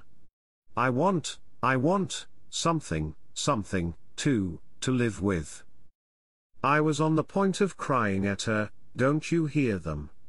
The dusk was repeating them in a persistent whisper all around us, in a whisper that seemed to swell menacingly like the first whisper of a rising wind. The horror. The horror. His last word, to live with, she insisted. Don't you understand? I loved him, I loved him, I loved him. I pulled myself together and spoke slowly. The last word he pronounced was, your name. I heard a light sigh and then my heart stood still, stopped to get short by an exulting and terrible cry, by the cry of inconceivable triumph, and of unspeakable pain. I knew it, I was sure. She knew. She was sure. I heard her weeping, she had hidden her face in her hands. It seemed to me that the house would collapse before I could escape, that the heavens would fall upon my head. But nothing happened. The heavens do not fall for such a trifle. Would they have fallen, I wonder, if I had rendered Kurtz that justice which was his due? Hadn't he said he wanted only justice? But I couldn't. I could not tell her. It would have been too dark altogether. Marlowe ceased, and sat apart, indistinct and silent, in the pose of a meditating Buddha. Nobody moved for a time. We have lost the first of the ebb, said the director suddenly. I raised my head. The offing was barred by a black bank of clouds, and the tranquil waterway leading to the uttermost ends of the earth flowed somber under an overcast sky, seemed to lead into the heart of an immense darkness.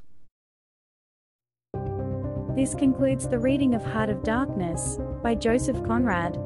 Thank you for listening. Please subscribe to our channel, and check out our other audiobooks and videos.